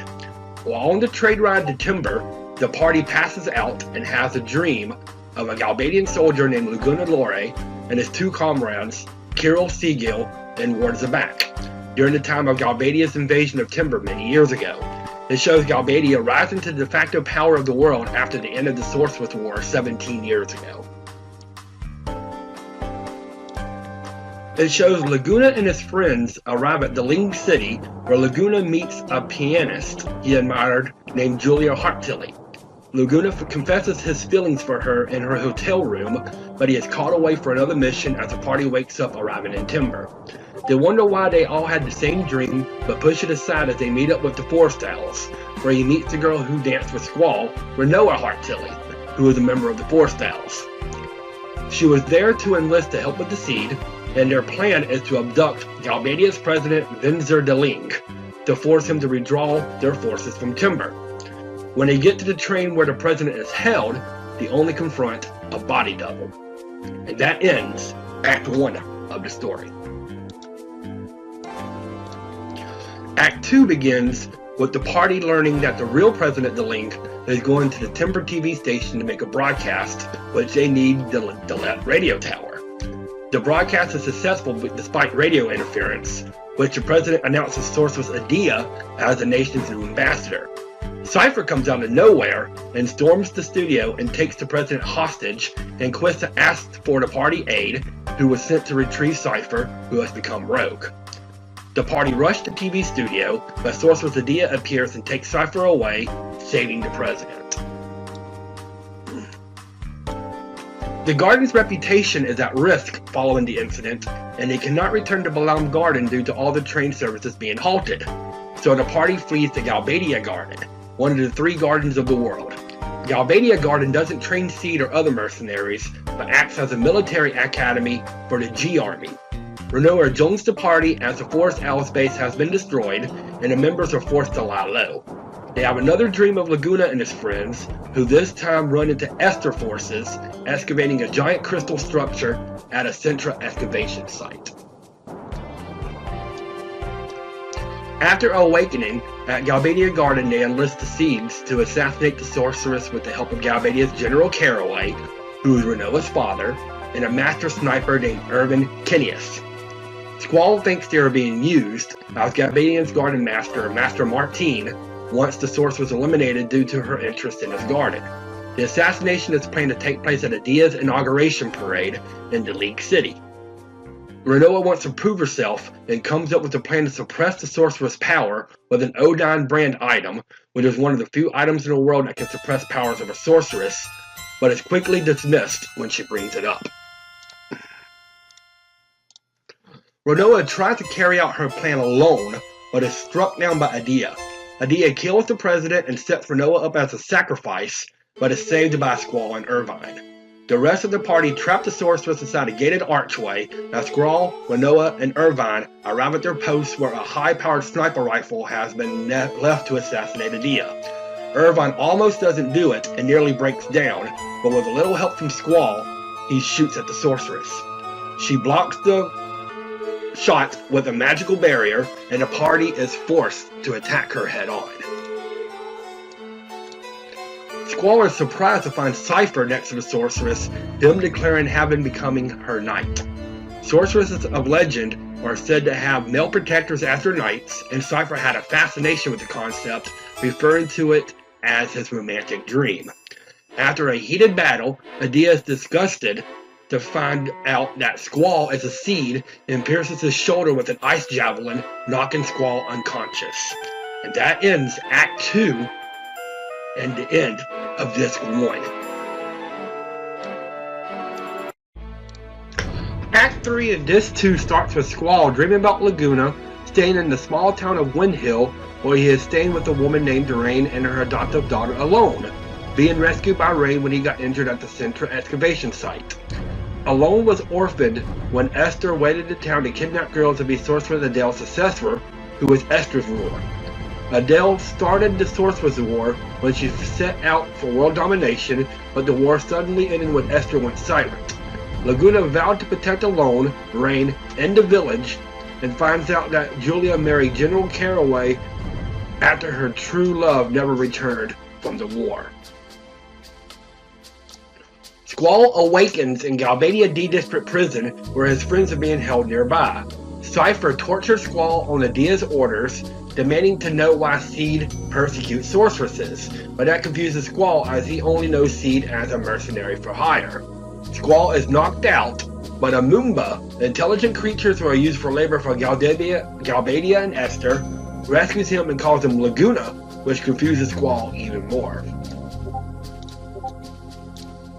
Squall helps his other friends with the jailbreak and learns that Adia is going to retaliate with the assassination attempt, but ordering a missile attack to destroy both Balam and Trabia Gardens.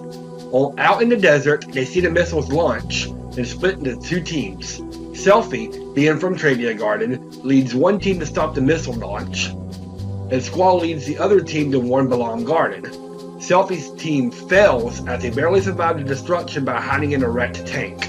Squall's team arrives at Balam Garden to see an uproar and the students fighting with each other, some sided with Headmaster Sid and some sided with the Garden Master, Master Norg.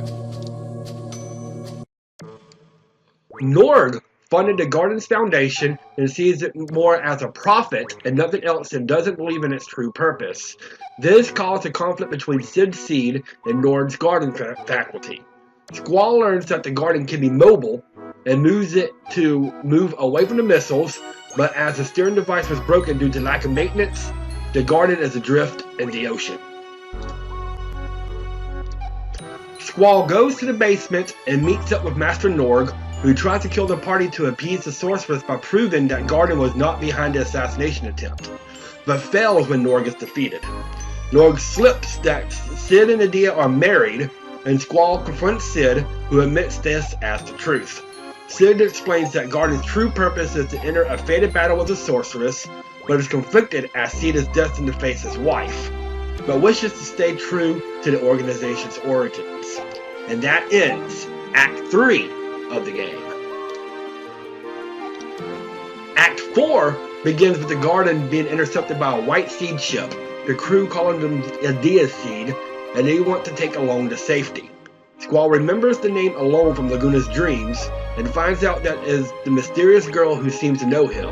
Squall asks what's going on, but Alone is saddened Squall has forgotten about her. She reveals she is the one sending Squall back in time to the dream world, but doesn't explain why, and leaves with the white seed. Balam Garden crashes into Fisherman's Horizon, a small pacifist fishing town built around a defunct train station on the Horizon Bridge. Squall is reunited with Selfie's team, and Galbadia sends their military to occupy Fisherman's Horizon, and the tank where Selfie and her friends were hiding in is sent over as well. They ask the mayor for Alone's whereabouts, as Adia is now looking for her, but Squall drives the G Army out and the local technicians restore the Garden to full functionality. Sid places the Garden under Squall's command and claims this is Squall's destiny, but Squall rejects the notions. The Garden returns to Balam Town, where the town is under Galbadian occupation. Cypher's friends, Fusion and Raijin, supervise the town, and Galbadia is searching for Alone under Adia's orders. Squall and the party liberate the town and head for Trabia Garden, Selfie's home garden, which was destroyed by the missiles. Selfie mourns the wreckage of her garden as the rest of the party gather to decide their next steps, as Irvine reveals that everyone but Renoa used to live in an orphanage together, cared for by a woman named Adia, but he is the only one who remembers it. Everyone starts to uncover their buried memories, and they realize they had forgotten their past because of the memory loss brought on using the Guardian Forces. But Irvine was unaffected because he never trained as a seed and never used Guardian Forces.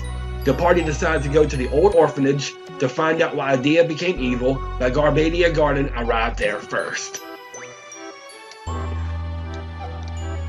The party prepares for an assault on Galbadia Garden, now under Adia and Cypher's control, and the Battle of the Gardens ensues. Squall and the party infiltrate Galbadia Garden and face Cypher and Adia, Adia pointing out that Squall is a legendary seed destined to face her. They defeat Cypher and Adia, who collapse on the floor. Renoa begins to act strange and revives Cypher, who escapes, and Renoa falls unconscious. And that ends this 2 and Act 4 of the game. Act 5 and Disc 3 starts with Adia telling Squall and his friends how much they have grown up, and that she was possessed by a sorceress from the future named Ultimecia, and up to now have been fighting Ultimecia inside Adia's shell. Ultimecia wants to compress time and gain the sorceress's power from every sorceress who has ever lived and become a godlike being, and she sends her mind back in time to possess other sorceresses. Adia mentions that Ultimecia needs Alone to cast a time compression spell, which is why she is looking for her. Renoa is still in a comatose state, and Squall realizes he is in love with her. Squall wants to look for Alone to send him back in the past to go prevent her coma, but when they find the White Seed ship, they tell him that Alone has went to Esther. Squall visits Renoa in the infirmary and falls asleep, dreaming of Laguna filming a movie in the Vienne Mountains while seeking a way to Esther to save Alone, who was kidnapped and brought there under Sorceress Adele's orders. Laguna sees a floating pillar in the distance, and as Squall is waking up, Alone calls out to him saying she is sorry for bringing him back in time again, but then loses connection. Squall resolves to take Renoa to Esther across the Horizon Bridge. Adia and his friends follow with Adia, explaining she wants to see the famed scientist Dr. Odine, who has been known to study sorceresses and wants to see what she can do before she gets possessed again. Squall carries Renoa over to Salt Flats and finds that Esther is camouflaged by a cloaking device. Esther's technology advances and runs with the president. Ever since the Sorceress War, they have been hidden from view. Before they enter Esther, the party falls asleep again and shows Laguna being held captive and forced to work in the lunatic Pandora laboratory. He escapes and finds alone in Dr. Odine's office, where he has been studying telepathy and mental time travel. When they wake up, they are taken to Dr. Odine's lab, who tells Adia she is no longer a sorceress, but Renoa possibly is. Squall wants to take Renoa to see Alone, and at the Lunar Gate, launches into space to Esther's lunar base. The lunar base is mainly used for the moon study, but its true purpose is to see Sorceress Adele, who is sealed in a tube in space to prevent her from ever passing her powers. Zell is left in charge of the party on the ground, and they see a large black pillar rise from the ocean and fly to Esther City, known as Lunatic Pandora. Lunatic Pandora was created by Esther to artificially trigger the lunar cry, where monsters fall from the moon, and is the origin of monsters of the planet. Lunatic Pandora was built under Sorceress Adele, but after she got taken over, it was deemed too dangerous and sunk into the bottom of the sea. Cypher calls its unearthing due to Ultimecia's plan. They enter the Lunatic Pandora, where they find the crystal pillar that Laguna was working on in their dreams, but it's kicked out by a Galbadian robot. Squall reunites with Alone on the lunar base, Alone waiting to meet someone, but won't say who. Squall explains that he remembers his childhood memories and knows that Alone is his older sister from the orphanage and wants her to take him to Renoa's past. Alone mentions that she cannot change her past with her ability, but you can learn the past to understand the present. Ultimecia possesses Renoa's body and forces her way to the control room, putting on a spacesuit, and exits the station and opens Adele's tomb. Ultimecia discards Renoa's body in space, and Lunatic Pandora triggers the lunar cry back on the ground as monsters pour on the planet, along with Adele's tomb, which falls into Lunatic Pandora. And that ends Act 5. Act 6 starts with Lunar Base being evacuated as Alone sends Squall back to Renoa's past. Renoa was possessed by Ultimecia back at Galbadia Garden when she revived Cypher and ordered him to restore Lunatic Pandora, but is unable to affect the events. Squall begs Alone to try again and sends Squall to Renoa's consciousness, who is floating in space. Through Alone, Squall communicates with Renoa to turn on the emergency oxygen supply, and she does. Squall escapes from the escape pod he was in, catches and rescues Renoa in space, and comes to a broken down ship named the Ragnarok, which was floating close to the lunar base.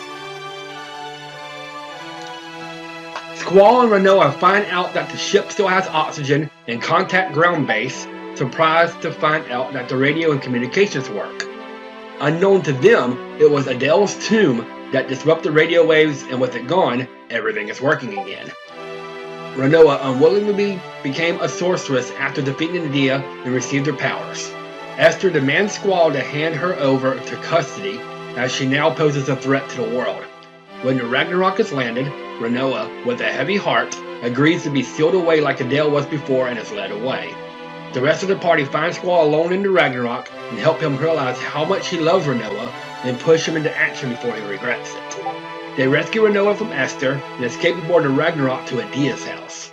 Renoa is skeptical of the future, seeing that Squall is leader of the Seed and she is a sorceress. But Squall reassures her that she is not the enemy, and the two make a promise to meet at the flower field behind the house if they ever get separated. Esther contacts Squall and the party as they want to hire them for one last Seed mission. They head to the presidential palace in Esther City, where they meet the president of Esther, Laguna. Laguna usurped Adele years ago and took over as ruler. He explained that he tricked Adele to getting sealed up and used Ragnarok models to transport her into orbit. His plan was to return alone to Windhill and follow when everything was over, but Alone wound up in the Diaz orphanage with Rain's new baby after Rain died, and he wound up staying in Esther. Ever since, he assured that Adele stayed in space, and it was him that Alone wanted to meet at the lunar base, as Laguna never knew that Rain had a baby, and Alone thought she was the only one that could tell him. This is the reason why Alone sent Squall back to the past to change the past so her family was never separated.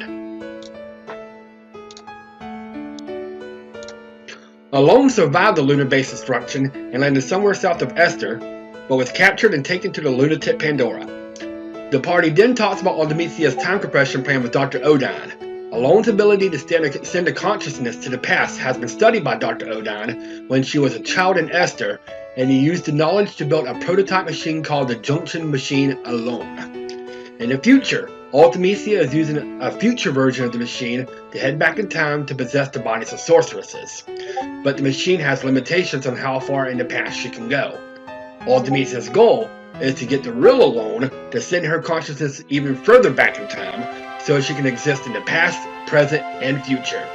With her existing in all times, she can cast her time compression spell and become an omnipotent deity that controls all of time, space, and existence.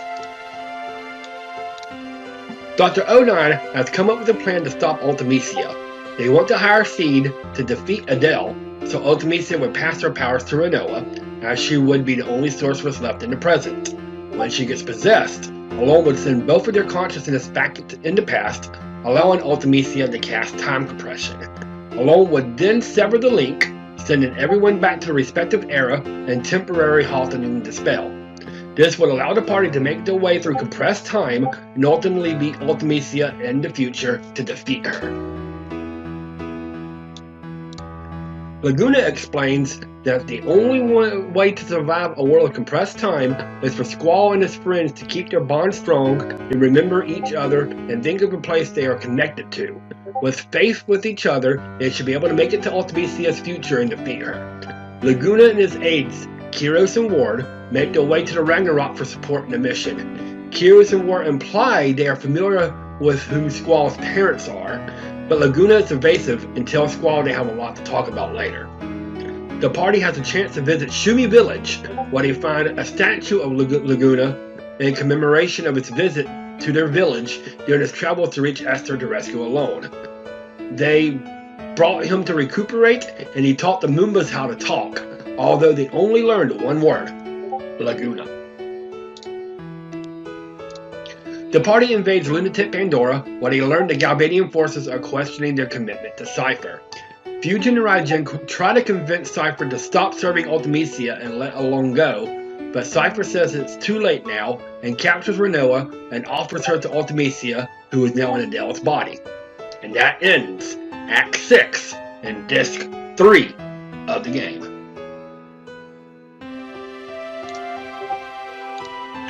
Disc 4, in the final act, Act 7, begins with Ultimecia inside Adele's body, junctioning Renoa to Adele's body, and the party is forced to fight her. After her defeat, Adele passes her power to Renoa, and with no other vessels to exist within, Ultimecia possesses Renoa and Alone and sends Ultimecia and Renoa's minds into the past.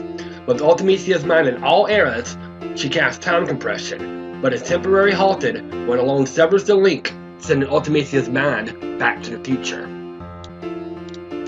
Squall and the party travel through the partly compressed time to travel to the future and reach Ultimecia's castle. They find a dark world ruled by Ultimecia and the corpses of White Seed around the shoreline of the old orphanage, which no longer exists in the future.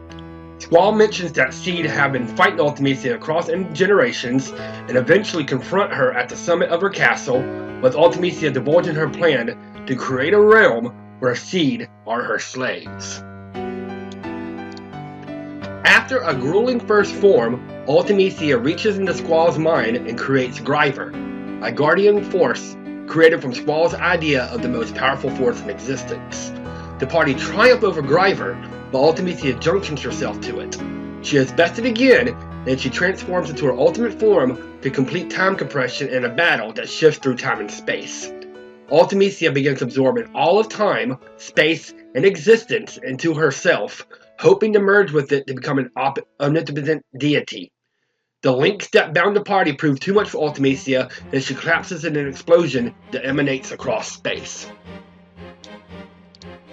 Reality starts to revert to its original form, and the party must find their way back to their own time. Ultimecia and Squall travel back in time to the orphanage when Squall was only a child and the garden hasn't been built. Squall sees Ultimecia passing her powers to a Dia of the past. After mentioning Garden and Seed and Dia not knowing what he is talking about, Squall realizes that he went too far in the past and re-entered the compressed time, setting in motion his own destiny. Dia of the past would have her husband Sid establish Garden to train a young Squall to become a Seed so he can take on the mysterious sorceress whose powers she had received. Squall finds himself lost and gradually slipping into nothingness. He tries to concentrate on Renoa to find his way, but cannot picture her face. In the present, Renoa waits for Squall at the flower field and transforms a flower petal into a white feather that locates Squall. He grabs the feather, but is too weak to make his way and passes out. But Renoa finds him and brings him back to the real world.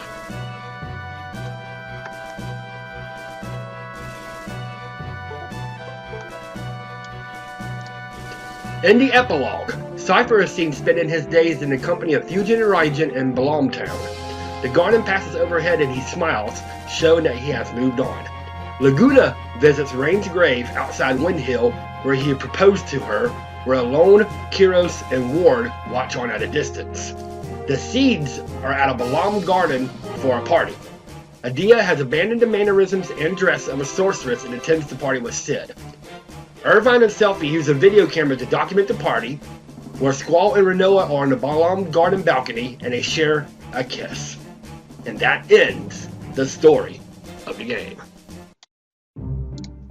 The story starts off promising, with a group of mercenaries trying to take down a sorceress, but then it delves into other sorceresses, time compression, a sorceress from the future, different eras of time and other things, which makes the story become a confusing, convoluted mess with not much direction.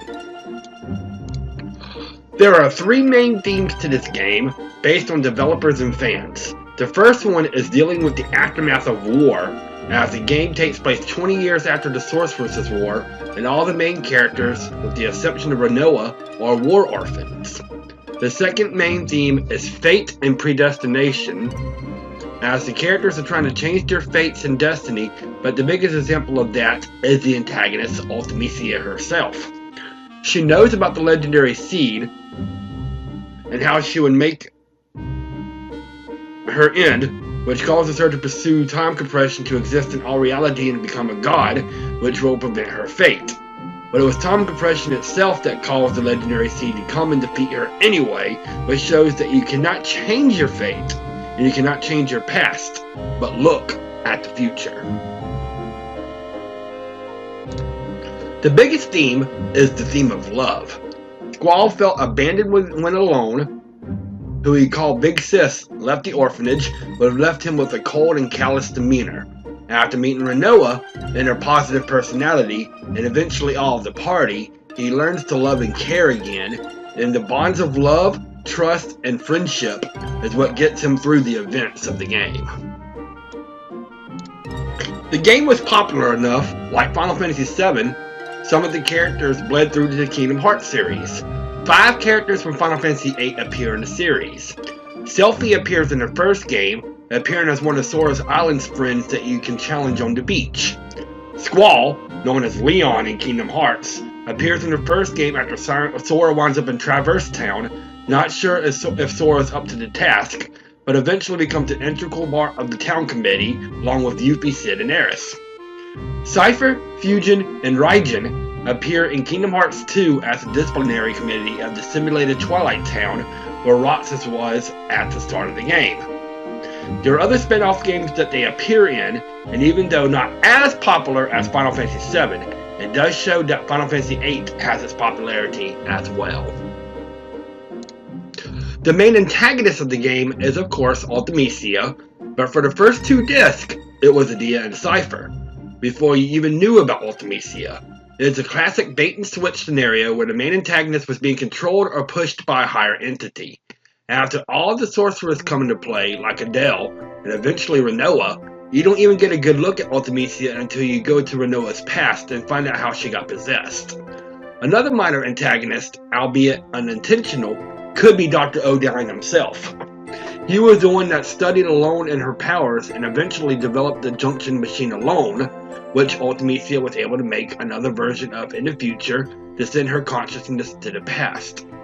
It's one of those scenarios, like Final Fantasy 3 and 4, where you think the villain is someone and winds up being someone else. Like many of the previous installments, Final Fantasy 8 has its share of minigames, albeit not as many as Final Fantasy 7. There is a couple of smaller minigames like finding pieces of an expensive base, finding a UFO, and eventually an alien named Poo Poo around the world, and stuff to do in Shumi Village. But by far, the biggest minigame, and by far one of the best things that comes from this game, Triple Triad. Triple Triad is a card game that pits your cards against an opponent's card.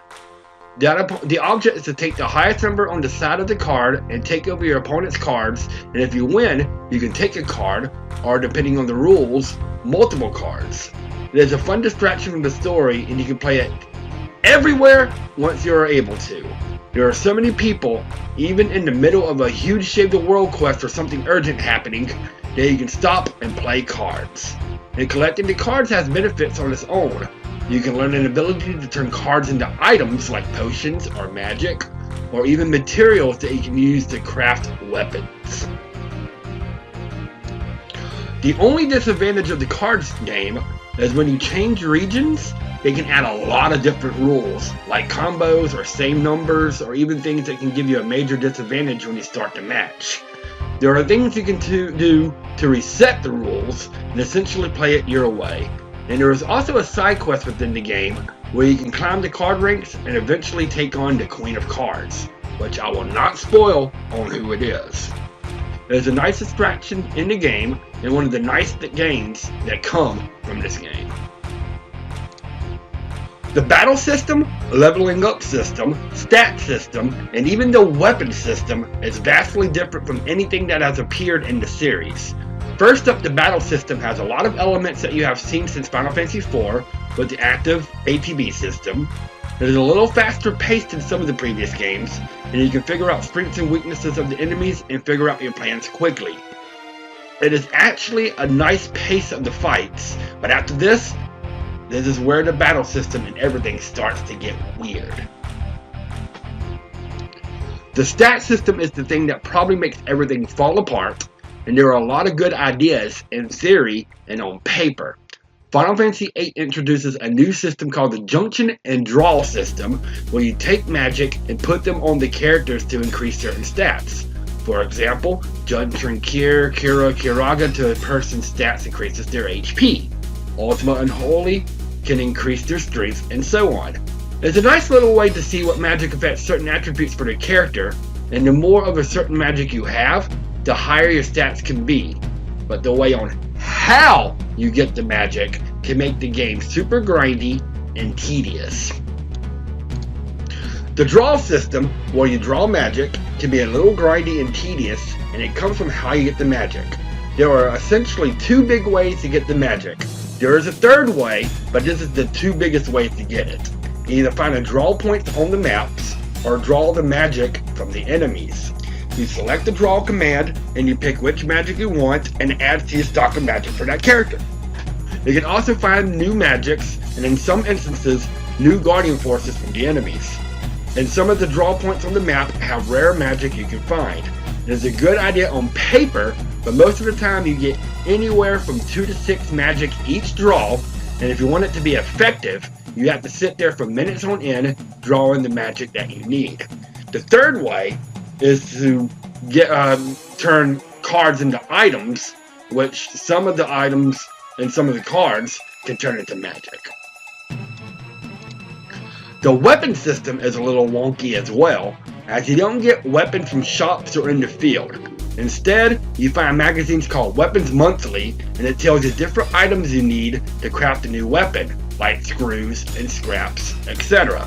With new weapons come new finishing moves for the character, while a lot of them are randomized. Like many of the previous games, Final Fantasy VIII has many side quests and super bosses to try to defeat. The two main super bosses for this game is Ultima Weapon and Omega Weapon. Ultima Weapon, you can get the last and ultimate Guardian Force from Eden, while Omega Weapon, found in Ultimisia's castle, is just for bragging rights.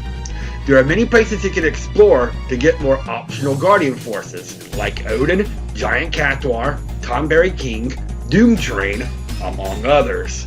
It's a nice distraction and gives you incentive to explore the whole map and see what you can find.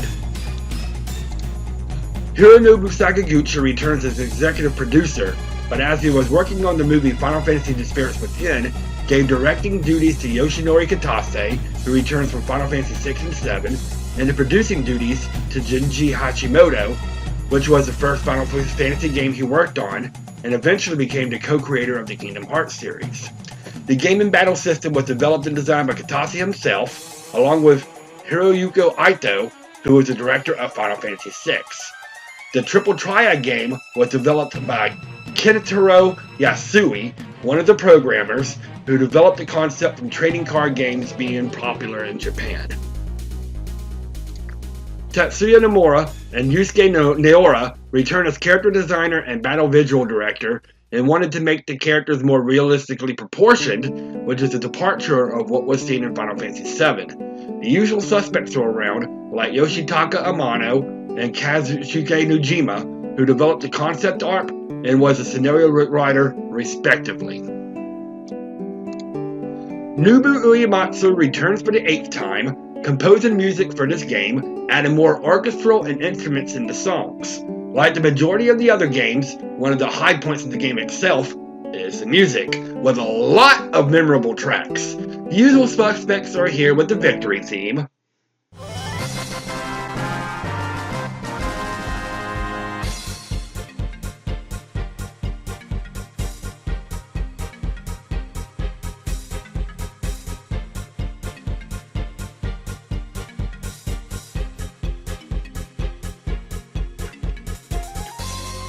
The Prelude theme, which actually appears in the Game Over screen.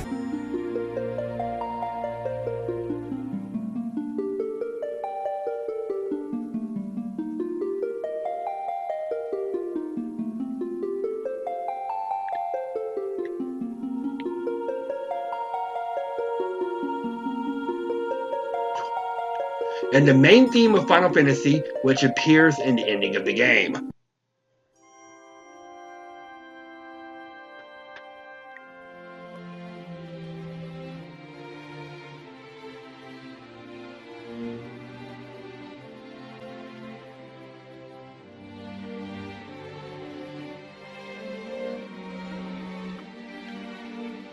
There are two Chocobo themes appearing in this game, one of them sounding like a chiptune theme called Odeka de Chocobo.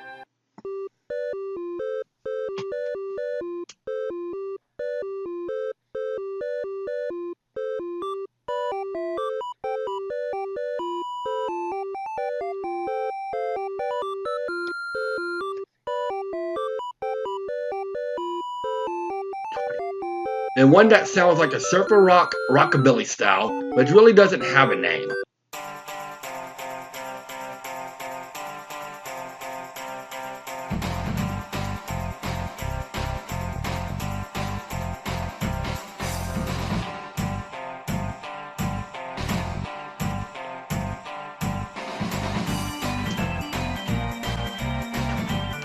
And since Final Fantasy III, there has been an airship theme, and Final Fantasy VIII is no different with the track called Ride On.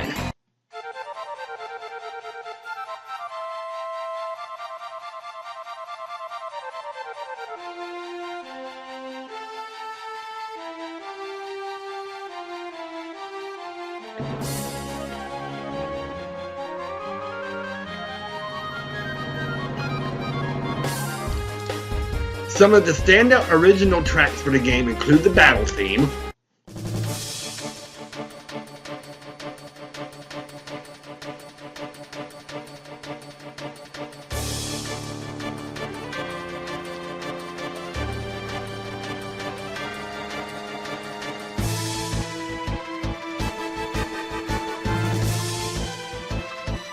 Man with a Machine Gun, which is Laguna's battle theme,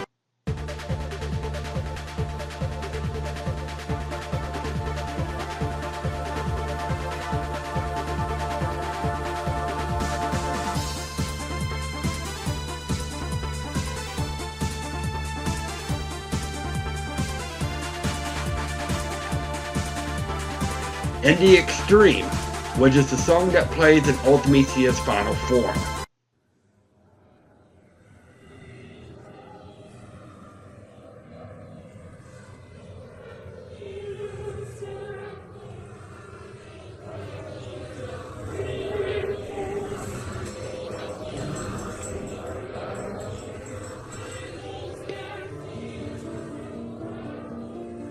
There are two main tracks in the game that have lyrics. The first one you hear as you start the game in the opening cutscene, Liberi Fatali.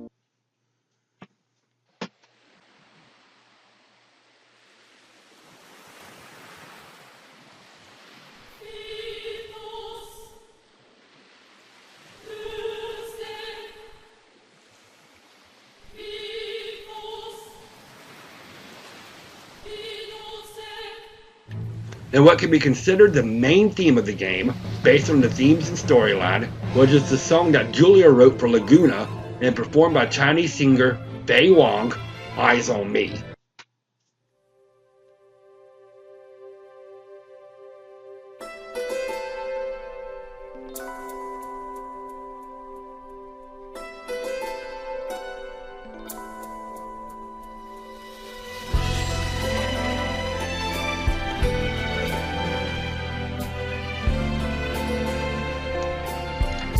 Overall, this game has some good ideas on paper, and there are some good aspects to the game, but the cons outweigh the pros, and it's my least favorite game in the main series.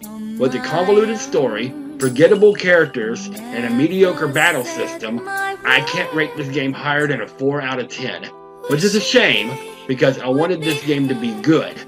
But the next game takes a huge direction shift, and it goes from my least favorite game in the main series to one of my favorite games in the main series.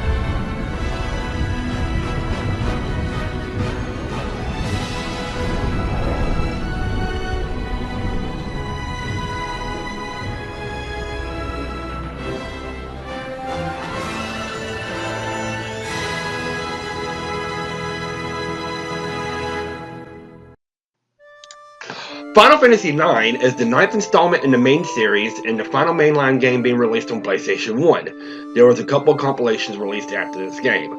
It was released in Japan on July 7th, 2000, North America on November 14th, 2000, and Europe on February 16th, 2001. Like the previous games from the PlayStation era, the game was a smash hit, selling 5.5 million copies worldwide across all platforms, including PlayStation, iOS, Android, PC, PlayStation 4, Nintendo Switch, and Xbox One, but not as much as Final Fantasy 7 or 8, due to it being at the end of the PlayStation's life cycle and most gamers waiting for the PlayStation 2 to come out. The game was critically acclaimed, with Metacritic scoring at a 94 out of 100, making it the highest rated Final Fantasy ever on that site, and was rated as the 24th best game of all time from a Japanese magazine known as Famitsu. Although the critical acclaim, with the exception of Spinballs and other games in the series, there hasn't been too much crossover to other series and games compared to the previous two games. The game goes back to the series' roots, as series creator Hironobu Sakaguchi wanted to go back to the fantasy setting and move away from the steampunk realistic settings of the previous two games. This game is a love story to all the previous games in the series, as there are all kinds of Easter eggs and hidden references from every previous mainline series in the game, which we will cover later. The game, like Final Fantasy VIII, spans 4 discs. The story, which was written by Sakaguchi and director Hiroyuki Ito, starts with the Queen of the Kingdom of Alexandria, Braun, lusting for power and wants to increase her domain by conquering the neighboring lands. Regent Cid of the Kingdom of Limblum worries about the Princess of Alexandria, Garnet, and dispatches the Tantalus theater troupe to kidnap her. Princess Garnet wants to escape from her mother and asks to be kidnapped, willingly boarding the theater ship. During the operation, a lonely black mage named Vivi and Adalbert Steiner, captain of the Royal Knights of Pluto of Alexandria, become involved. During the escape, Queen Braun has the ship shot down, and it crashes into the evil forest. Braun is outraged that Garnet escaped with a valuable crystal, a royal heirloom, and dispatches 3 black mages called the Black Waltzes to retrieve Garnet and the crystal. One of the members of the troupe, Zidane, wants to find the princess, but the leader Baku forbids it, and when Zidane goes anyway, he is dismissed from the troupe. Vivi and Steiner join up with Zidane in rescuing Garnet from the forest and deadly flowers and to escape the woods, leaving Tantalus behind.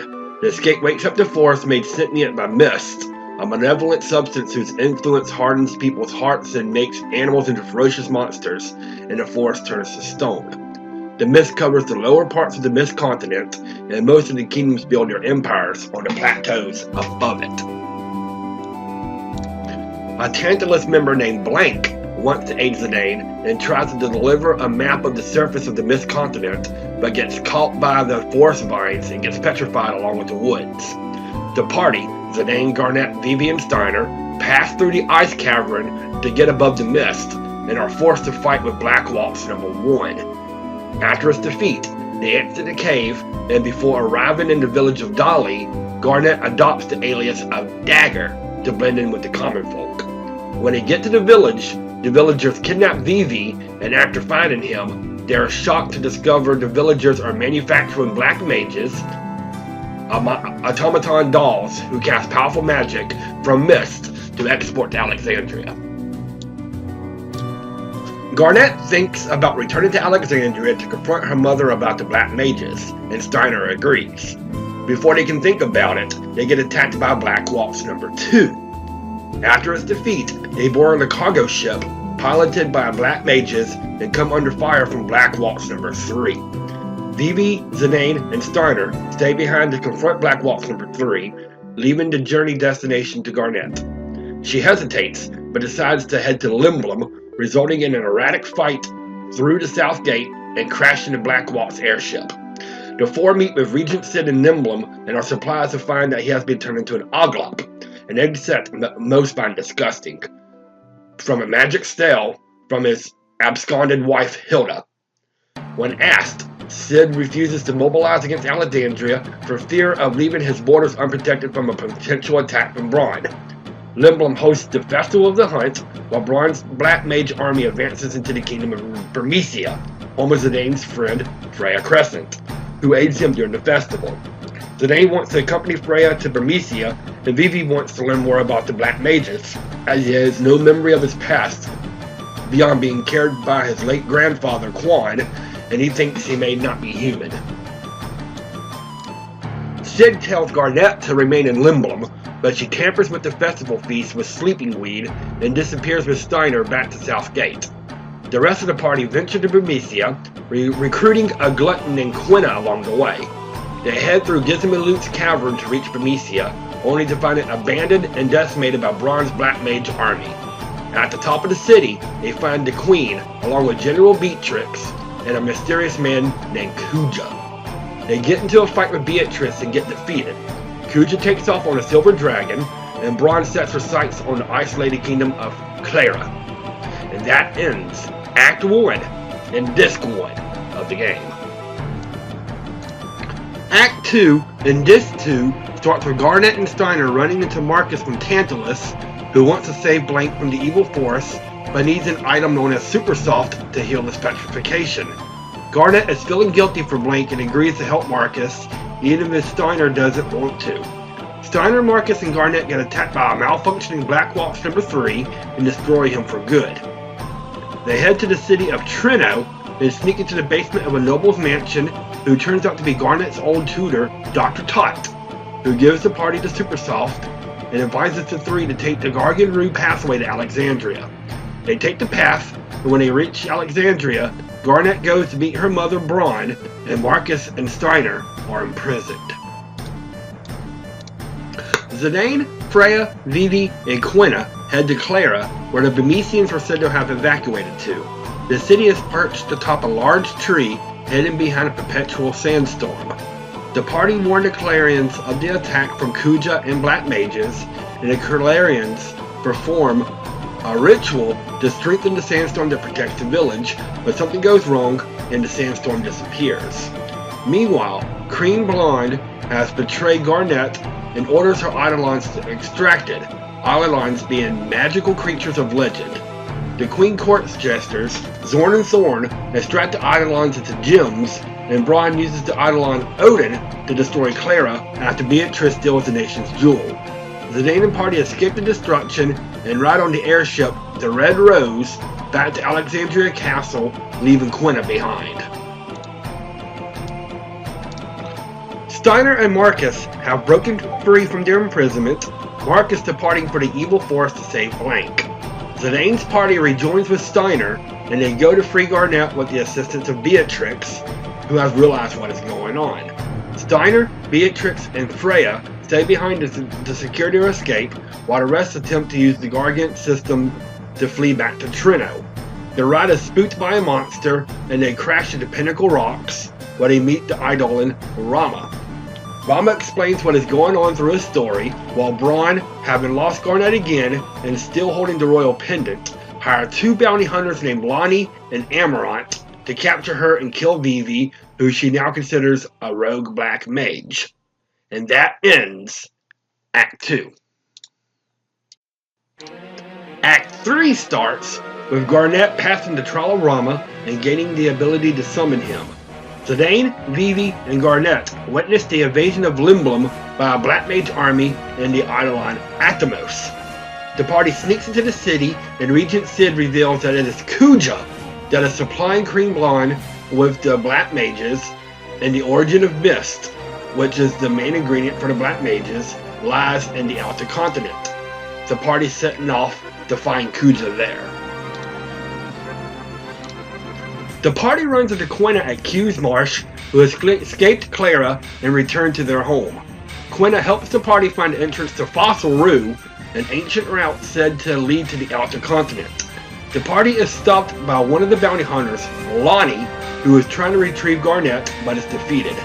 When they make it to the Outer Continent, they find the Black Mage village, where many sentient mages who defected from the Alexandrian army and look like Vivi live. Vivi discovers that the mages have a lifespan of about 1 year, and many of the early builds of the Black Mages have already started to stop.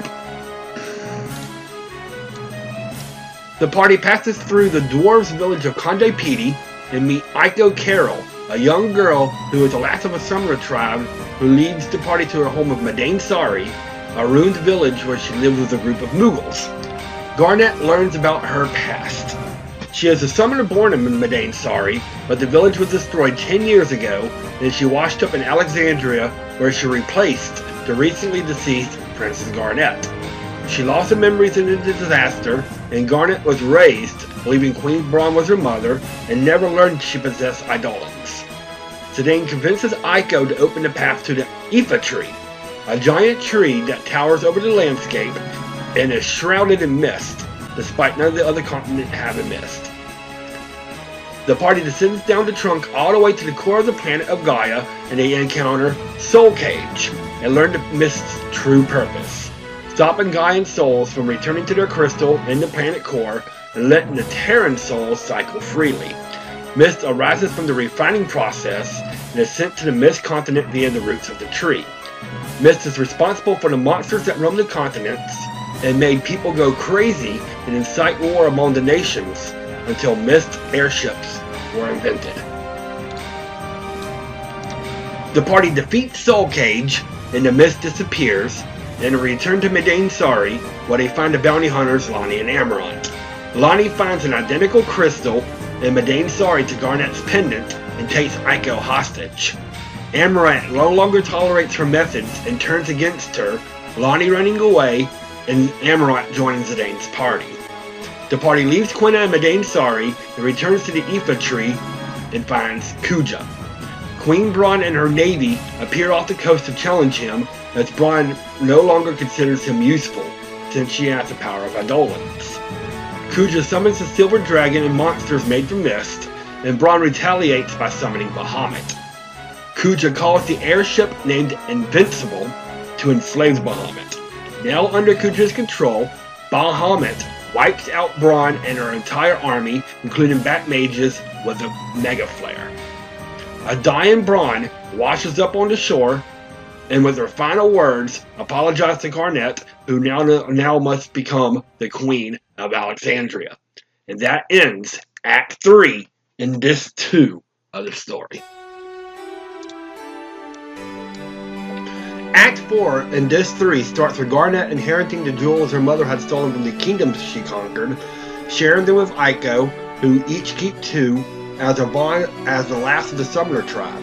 Zidane is upset that he must part with Garnet, who he began to have feelings for, and heads to Trino and the rest of the party to participate in the Tetramaster tournament.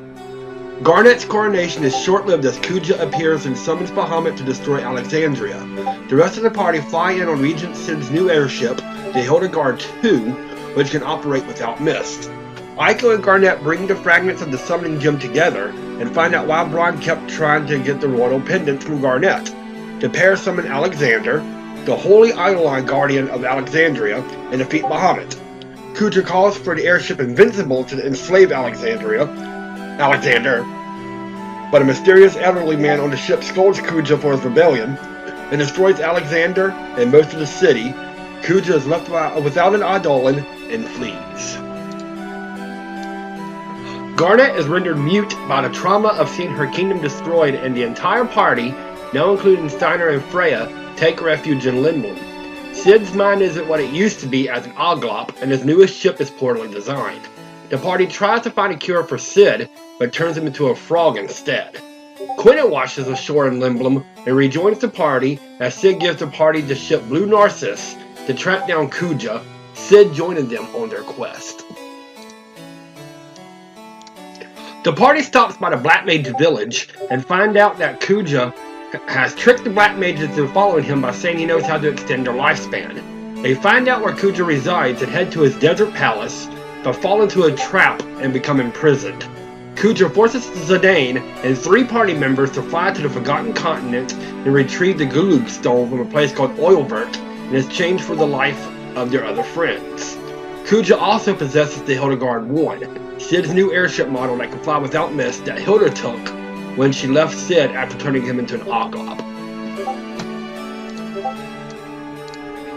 Oilvert is an ancient archive from a lost Terran civilization with many artifacts, including an ancient eidolon, Ark, who the party must defeat to obtain the Gulug Stone.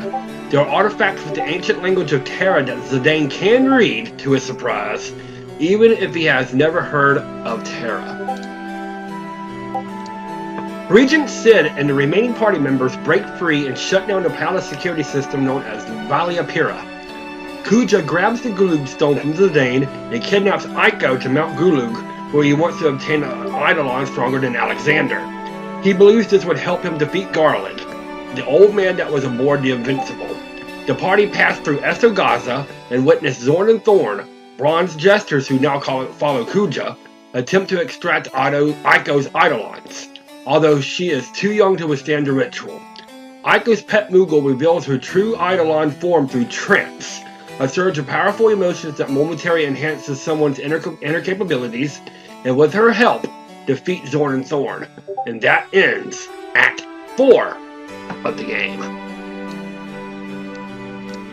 Act 5 begins with Kuja realizing that he does not need any more eidolons, as the power of trance will do, but is unable to naturally enter trance, but comes up with a plan to assimilate enough souls to enter a form of permanent trance, as Kuja is a genome originally constructed as a vessel of Terran souls and can absorb them. He wishes for all of the gathered souls to simultaneously enter trance to become all-powerful. Kuja flees, and the party finds Queen Hilda, Sid's estranged wife, who fled Limblum after an argument with Sid, and they escort her back to Limblum. Hilda makes amends with Sid and turns him back into human, and Sid puts the finishing touches on his new airship, the Hildegard 3. The Black Mages also realize Kuja was using them and return to their village, while Garnet returns to Alexandria to visit her mother's resting place, recovering from her silence. She takes Zidane's dagger and cuts off her ponytail, and a promise to continue to fight for her people and her adoptive mother. Queen Hilda was abducted by Kuja after she went missing, as he needed her airship. While she was captive, she learned of his plan and tells the party of Kuja's ambitions, and he hails from the planet of Terra and directs them toward Ispen's castle on the Forgotten Continent. Within the inverted structure, the party finds 4 elemental mirrors, which are seals to the portals of Terra. The party defeats the worm-like enemy named Taharka and rescues Amarant because of his own arrogance. Zidane forms 4 parties to secure all 4 animal shrines simultaneously. The party defeats all 4 guardians, and after placing the mirrors, a path opens to Terra through the Shimmering Island. Terra is a mysterious dead planet that exists inside of Gaia. Millennia ago, Terra was advanced, and its inhabitants wished to become immortal and preserve their culture for all time. The life source of all planets in the cosmos is a crystal at Gaia's core that collects the memories of all living things when the souls of the dead return to their life's end. Their wish for immortality disrupted the natural order, and when the Terra crystal weakened, the Terrans assimilated other planets' crystals to preserve themselves. Thousands of years later, Terra attempted to fuse with Gaia, but it ended with disaster, and Terra moved to the inside of the planet of Gaia. Terra's red moon moved to Gaia's orbit, and many landmarks from Terra appeared on Gaia, such as the Aether Tree and Oilbert. The Terrans tasked the android Garland, the old man who annihilated Alexandria and who Kuja wishes to defeat to become the overlord of both Gaia and Terra, with restoring Terra to its former glory before entering a deep sleep. Garland created the genomes to be used as vessels for the souls of Terra when the time would be right for Terra to assimilate Gaia, whose crystals have been deprived of its natural soul cycle because of the Aether Tree for thousands of years. Kuja was created by Garland to go to Gaia to incite war to amplify the rate the souls would attempt to return to the crystal, but Kuja's will was strong and rebelled against Garland, knowing that if his plan succeeded, he would no longer need him and make him into a regular genome. In Terra, the party meets the genome girl named Mikoto, who leads the party to the genome village of Bram Ball. Garnet sees the Invincible outside the village and starts having her memories restored of the time the airship destroyed Madain Sari, and she passes out. While the party takes care of her, Mikoto tells Zidane he is a genome from Terra created by Garland to one day succeed Kuja, as Garland has seen the errors of his design of having created Kuja as an adult, rather than as a child capable of emotional growth. Mikoto leads Zidane to Garland, who confirms everything, and Zidane attempts to fight him. Garland decides to discard Zidane and make him a regular genome and seals him within Pandemonium, a palace where the Terran souls rest. Garland fails to remove Zidane's soul, and the rest of the party free him, and they confront Garland together. Kuja has followed the party into Terra on a silver dragon and steals the Invincible. He shows off his new trance, achieved by draining the souls held within the airship and using the soul of a hateful person, Queen Braun, as a catalyst. Kuja defeats the party with an Ultima spell and says he will rule both Terra and Gaia. Garland warns Kuja that his power is meaningless, but Kuja kicks Garland off of Pandemonium's precipice to his death. Garland remains as an omniscient voice from beyond the grave, tells Kuja his goal is for naught. He put a limit on his lifespan when he was created, and Kuja's end is fast approaching. Kuja, in his rage and vanity, says that if he is going to die, he is going to take the world with him, and obliterates Terra with wave after wave of Ultima spells, and the party and the genomes escape on the Invincible back through the Shimmering Island to Gaia. Mist has also returned to Gaia, now enveloping the entire planet, flowing once more from the Aether Tree. And that ends Act 5 in Disc 3 of the game.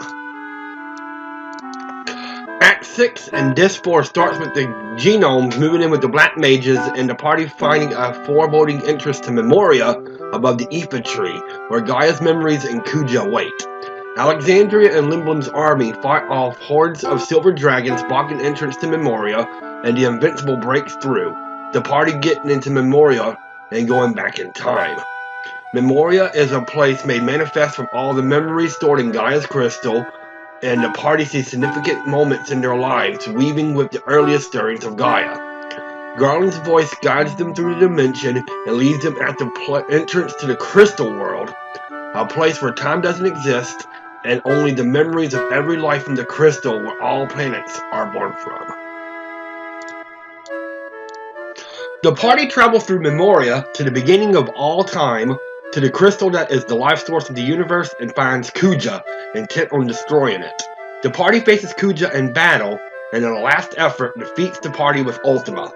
The party wakes up on the Hill of Despair and meets Necron, a deity-like being woken up by Kuja's nihilism and intends to deny all existence by returning to the world to the Zero World, a world without a crystal, as Necron sees the suffering of living things coming from their fear of death.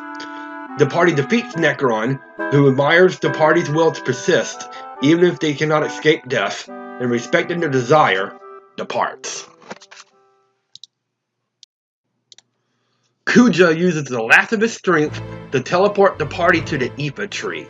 The others return to Alexandria on the Hildegard 3, while Zidane searches for Kuja. He finds Kuja deep within the dying Aether Tree, and Kuja atones for his sins before the tree collapses, the roots converging on them both. Sometime later, Tantalus returns to Alexandria to perform I Want to Be the Canary for Queen Garnet. Vivi has died, but as a legacy, copies of him have been made, known as Vivi's Sons. Vivi was unable to say goodbye to Zidane, but reminisces on his time with a party in a letter, thanking Zidane for helping him come to terms with his existence. The party, minus Zidane, gathers in Alexandria to see the play. Freya has found her lost love, Sir Fratley, and the two are repairing their friendship despite Fratley's amnesia. Amaranth arrives with Lonnie, Quina works as a chef in the castle, and Aiko has been adopted by Sid and Hilda. Beatrice and Steiner are now a couple and act as Garnet's bodyguards. During the play, a shrouded form posing as Marcus throws off his cloak to reveal a returning Zidane. Alexandria celebrates, old friends cheer, and the queen runs through the crowd and leaps into Zidane's arms. And that ends Disc 4 and the story of the game. The story was well written, and the developers had stated this was a love story to every previous mainline Final Fantasy that came out before this one, which we will get to some of the references and Easter eggs later. The story had enough drama, comedy, tragedy, and nonsense to make it a unique story, and the couple of plot twists that were in the game were significant. It was enough to keep you guessing what was going on. Based on development teams and many fans, the main themes of Final Fantasy IX is life and death, especially with Vivi and Kuja. Vivi struggles with this purpose of his life when he finds out that he was created and it is an artificial being, but instead embraces his life and makes the most of it while he is alive, while Kuja decides to destroy everything in all of existence when he has dealt with his mortality. Everyone faces death one day, and the game is showing you the different ways to deal with it. As the game was released toward the end of the PlayStation 1 lifespan, the game wasn't as popular as the other two mainline games on the system, which makes crossover not as prevalent compared to some of the other games. There are the usual suspects like World of Final Fantasy, Theatrhythm, and some of the mobile games, but the only character from Final Fantasy IX that appeared in the Kingdom Hearts series is Vivi, who was a participant in the Struggle Tournament at the beginning of Kingdom Hearts 2. For Disc 1 and most of Disc 2, the main villain was thought to be Queen Braun. She was the one that enticed wars and defeated kingdoms and tried to forcibly remove Eidolons from her adoptive daughter Garnet. But when Kuja gets involved, he is found to be the mastermind of the entire situation. He is the one that manipulated Braun to entice war, all to power up Terra's Crystal to take over Gaia. Garland can be considered a minor villain in himself, but he was forced to create the Genomes, including Kuja and Zidane, due to the Terrans wanting to preserve their identities for all time. And of course, like a lot of the previous games before, the final boss winds up being someone completely different in Necron, although he was hinted slightly toward the end of the game. There are a number of minigames available in Final Fantasy IX, some of them inconsequential, but a couple of them lead to a super boss and great items. One of the first minigames, and perhaps one of the most infamous minigames not only in the game, but in the series itself, the jump rope minigame. In the original version, you just get some items depending on how many jumps you do, but in later releases, you can get a trophy for jumping the rope 1,000 times in a row without failing, which has caused a lot of people to not get the Platinum Trophy. There are smaller minigames, like the hip pole racing, and even at the end screen, putting in a code connects you to play blackjack. But there are two minigames that stand out above all the other ones: Tetramaster and Chocobo Hot and Cold. Tetramaster is a card game in the vein of Triple Triad from Final Fantasy VIII, only not as good. You can't turn the cards into items, and you don't receive usable rewards when you win games. Each card has its own power, defense, and class value, and affects whether you win or lose. When you win, you gain a few cards from your opponent, but it's really only for bragging rights. Besides the Tetramaster tournament that is required for you to participate in Disc 3, there is no reason to really do Tetramaster in your own time unless you want to collect all the cards or just for bragging rights. The biggest minigame in Final Fantasy IX is Chocobo Hot and Cold.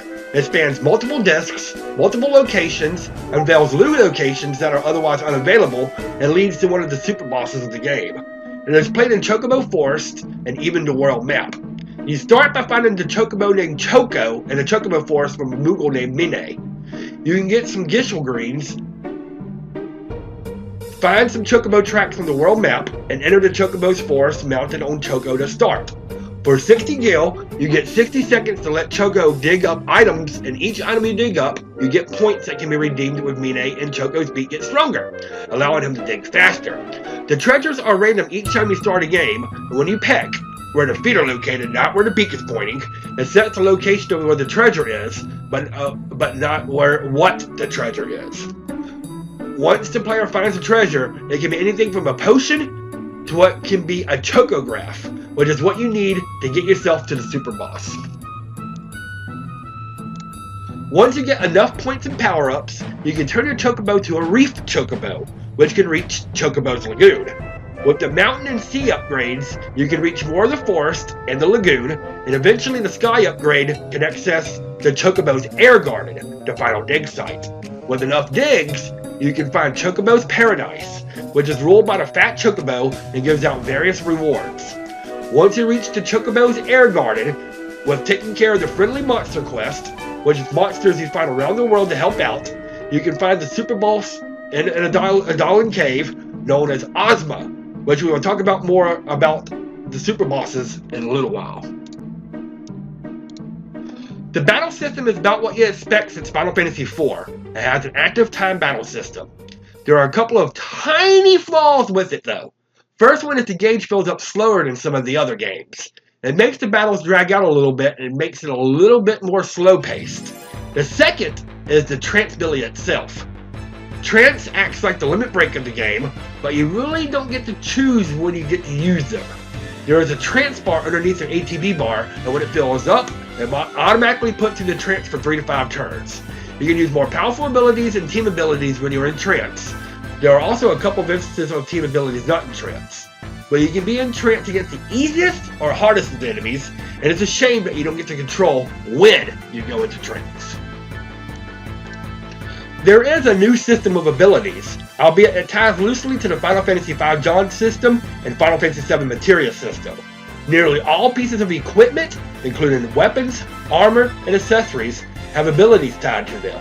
When you have it equipped, when you win a battle, you gain AP, or ability points. That goes towards your abilities, and when you get enough AP, you learn that ability tied to that piece of equipment, and then you can use it permanently without having that piece of equipment equipped. Most party members can interchange between pieces of equipment, with the exception of a few gender-based pieces, where only males or females can equip certain pieces of equipment.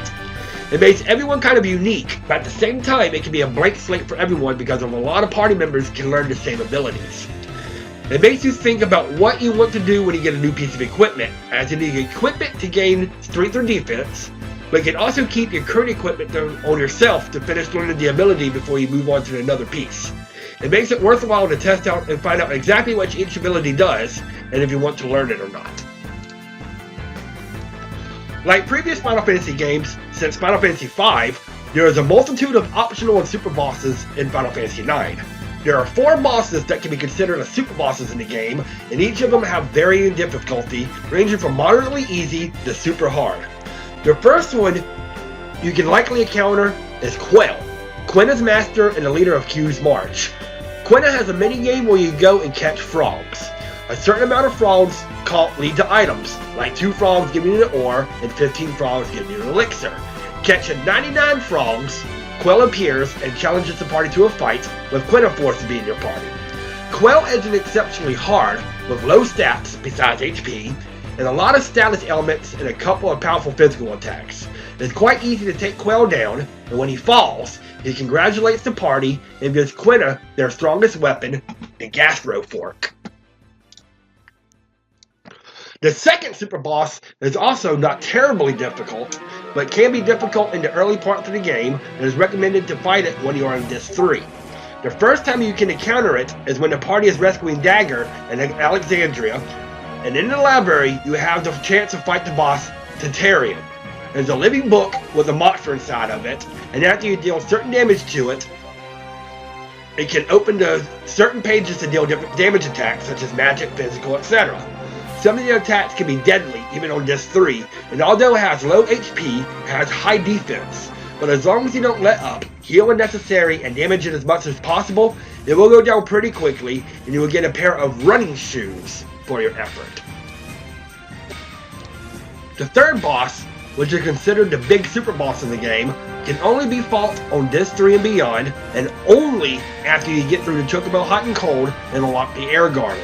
After finding the Idolin Cave, you have a chance to fight Ozma, which is not only the hardest boss of the game, but perhaps one of the hardest in the entire franchise. If you aren't properly leveled and prepared, Ozma will wipe the floor with you within 2 to 3 turns. I won't go into detail on how to beat Ozma, but if you want a proper strategy to beat him, I will post a link in the description for preparations and strategy. When you defeat him, you get the strategy guide key item, the Ozma card, and the Pumice, which gives you the ability to learn the most powerful Eidolon in the game, Arc. And also the strategy guide showing you how to get the rank S in treasure hunting. The final super boss can only be fought on Disc 4 in Memoria. When you see Quinn swimming with fishes, look behind a ledge and you will hear a voice. Speak to it twice and you will be taken to the super boss Hades, Lord of the Underworld. Hades isn't a terrible threat, but you have to be careful when fighting him as he casts Reflect on himself. Just his abilities like Stein of Shock and Zidane's Grand Lethal, among other things, he will go down pretty quickly. Just be careful of his status attacks. When you win, you get the Wing Edge, an elixir, and Hades will open up a shop to get some of the best items of the game. All of the mini bosses require some kind of effort and are a fun distraction to keep you on your toes away from the main story. The directors have stated that Final Fantasy IX is a love story to the franchise as a whole up to that point. With that being said, each previous mainline Final Fantasy game has allusions and reference from each of the mainline Final Fantasy games that came before it.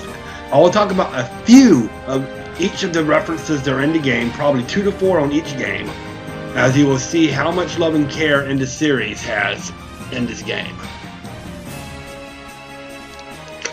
Final Fantasy I has a few references and allusions, the biggest one being Garland, who is a minor antagonist in Final Fantasy IX and plays a vital role towards the end of the game. In Final Fantasy I, Garland is the main antagonist of the game and causes a lot of dominoes to fall in the game. Another reference is Mount Guluk, which is a reference to Gugu Volcano, having a similar layout and dungeon music. Another big allusion is the 4 elemental fiends that protect the elemental shrines that are fought in Memoria, known as the Guardians of Terra, known as Malaris, Tiamat, Kraken, and Lich, the same fiends and counterparts from Final Fantasy I. Final Fantasy II has a few allusions, the first one being at Southgate, with there being a shop named Altair, which is the town the Wild Rose, the rebellion flees to at the start of Final Fantasy II. Garland's preface and the place where he harvests the souls is known as Pandemonium, which is the Emperor's Castle of Hell in Final Fantasy II. Cid's wife Hilda shares her name with the leader of the Wild Rose Resistance in Final Fantasy II. And finally, in Limblom, there is a guy named Guy, who is a playable character from Final Fantasy II. In Final Fantasy IX, there are artifacts you can buy at the Trino auction house called Une's Mirror and Doga's Artifact, which refers to the characters Une and Doga from Final Fantasy III.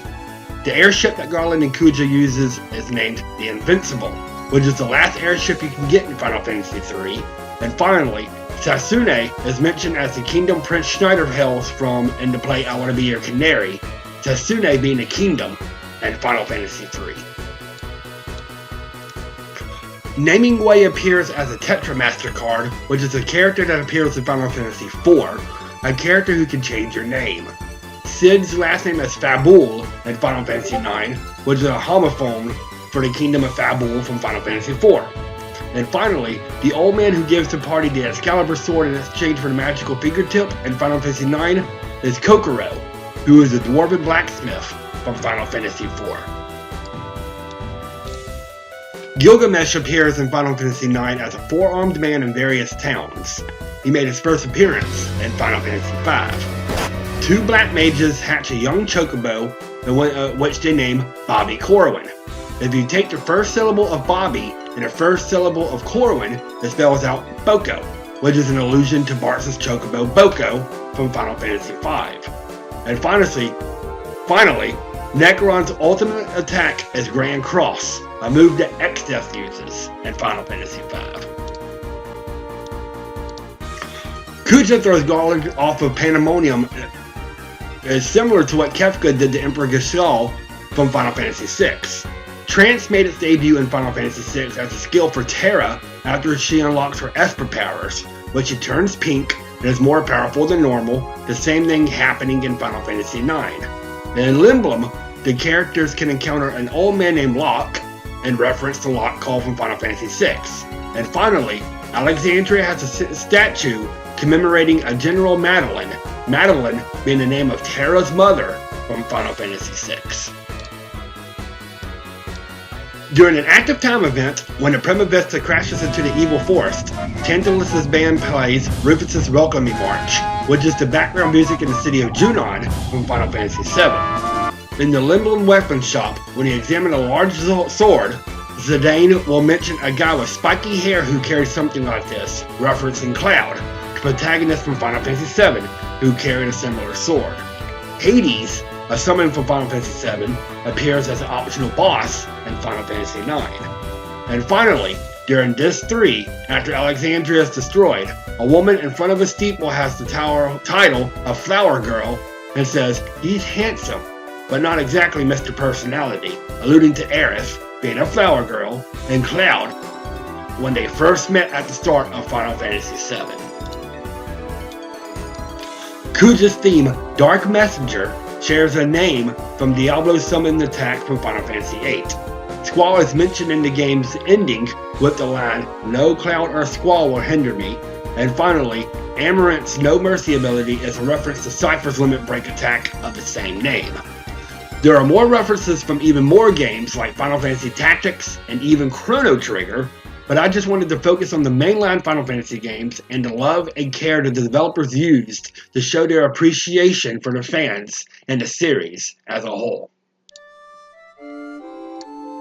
Hironobu Sakaguchi returns as producer and the writer of the game, while directing duties falls to Hiroki Aiko, who was the director of Final Fantasy VI and the battle system design director of Final Fantasy VIII.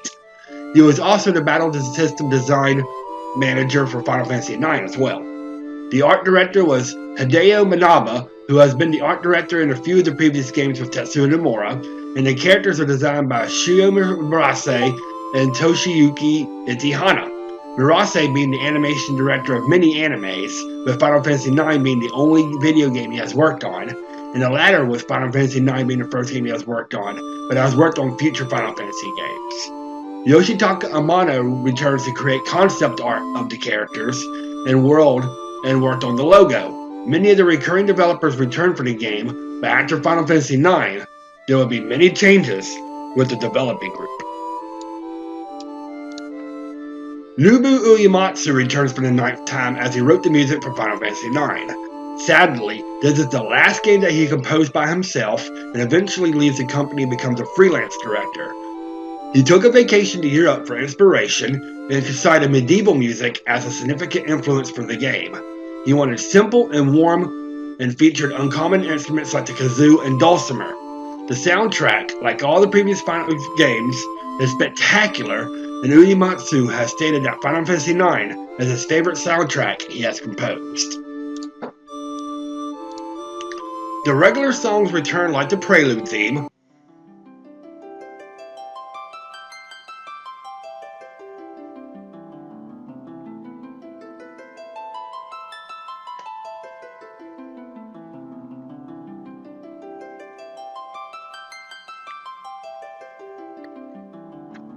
the main theme of Final Fantasy, which appears in the ending,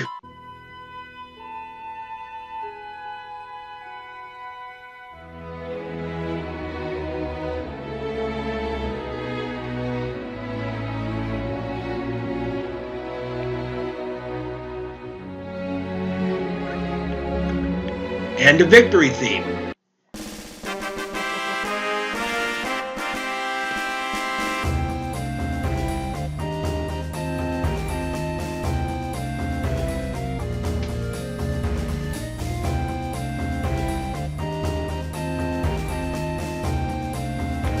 There are two Chocobo themes, the first one using a light ukulele theme called Ukulele de Chocobo,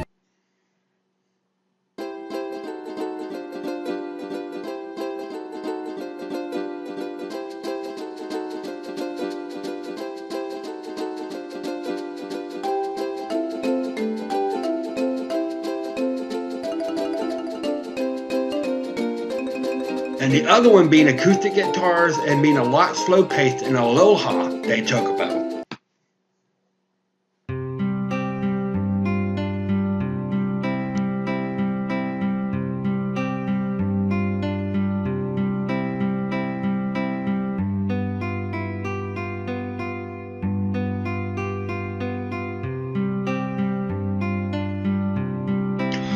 Some of the great original themes include the battle theme, which borrows the bass motif from a lot of previous Final Fantasy games.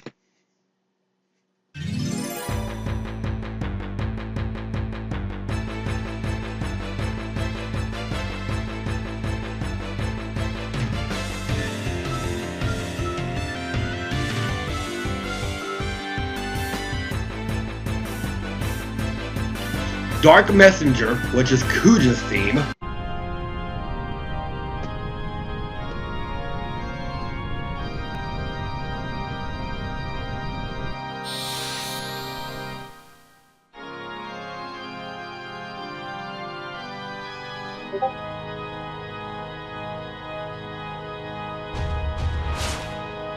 You're Not Alone.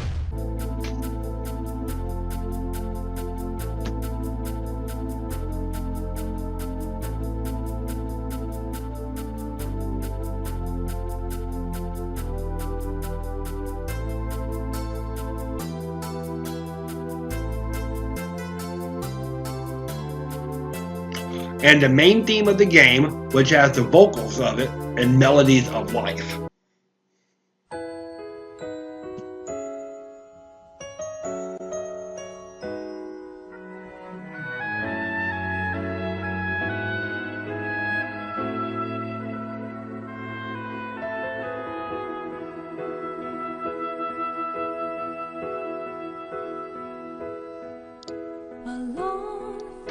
Overall, the game is a love letter to the franchise as a whole, and many of the developers, including Sakaguchi and Uematsu, have stated that Final Fantasy IX is their favorite game in the series. Personally, this is my second favorite Final Fantasy game, with minor flaws holding it back from being perfect, such as Tetramaster and the battle system being a little slower than usual. Even with that, the story, characters, music, and everything is amazing, and the game gets the DK seal of approval with a 9.4 out of 10. The game may not have been as well received as its PlayStation 1 predecessors, but personally, I think this game is the best of the three. And then we said goodbye, and who'll hear the echoes of stories never told? Let them ring out loud till they unfold. In my dearest memories, I see you reaching out to me, and you're gone. I still believe that you can call out my name, a voice from the past, joining yours and mine, adding up the layers of harmony. And so it goes on and on, melodies of life to the sky beyond the flying birds, forever and beyond.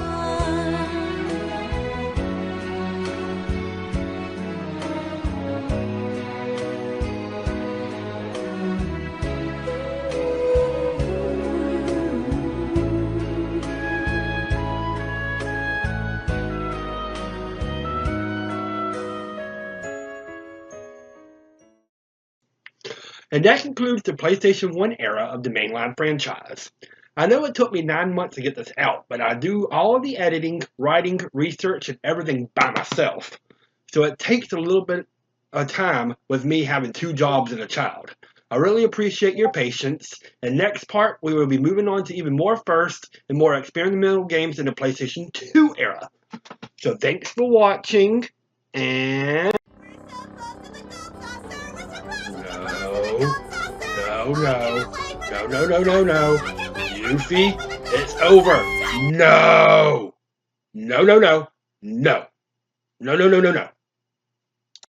With the gold sauce, sir. I can't wait for the gold sauce, sir. I can't wait for the gold saucer. Why, I can't Hunter? wait. I can't wait There's for the enough of gold you, saucer. No, I gotta hear it from you too. I can't wait. I can't wait for the Hunter, gold saucer. why? I can't Why? wait for the gold saucer. I can't wait. Why? I can't wait for the Why, gold why, why, saucer. Oh, I can't. God, it's in my head. I can't wait. I can't wait for the gold saucer. Stop it! I can't wait for the gold saucer. I can't wait. I can't wait for the gold saucer. Stop it! Stop it! Whew. Maybe it's over. Maybe it's over. I With the can't gold wait for the saucer. gold I can't wait. saucer. I can't wait. Now for I'm the hearing gold saucer. the gold I saucer. can't Make wait it for the stop. gold I can't wait saucer. for the I can't gold wait. I saucer. can't wait I for can't the wait gold for the gold saucer. saucer.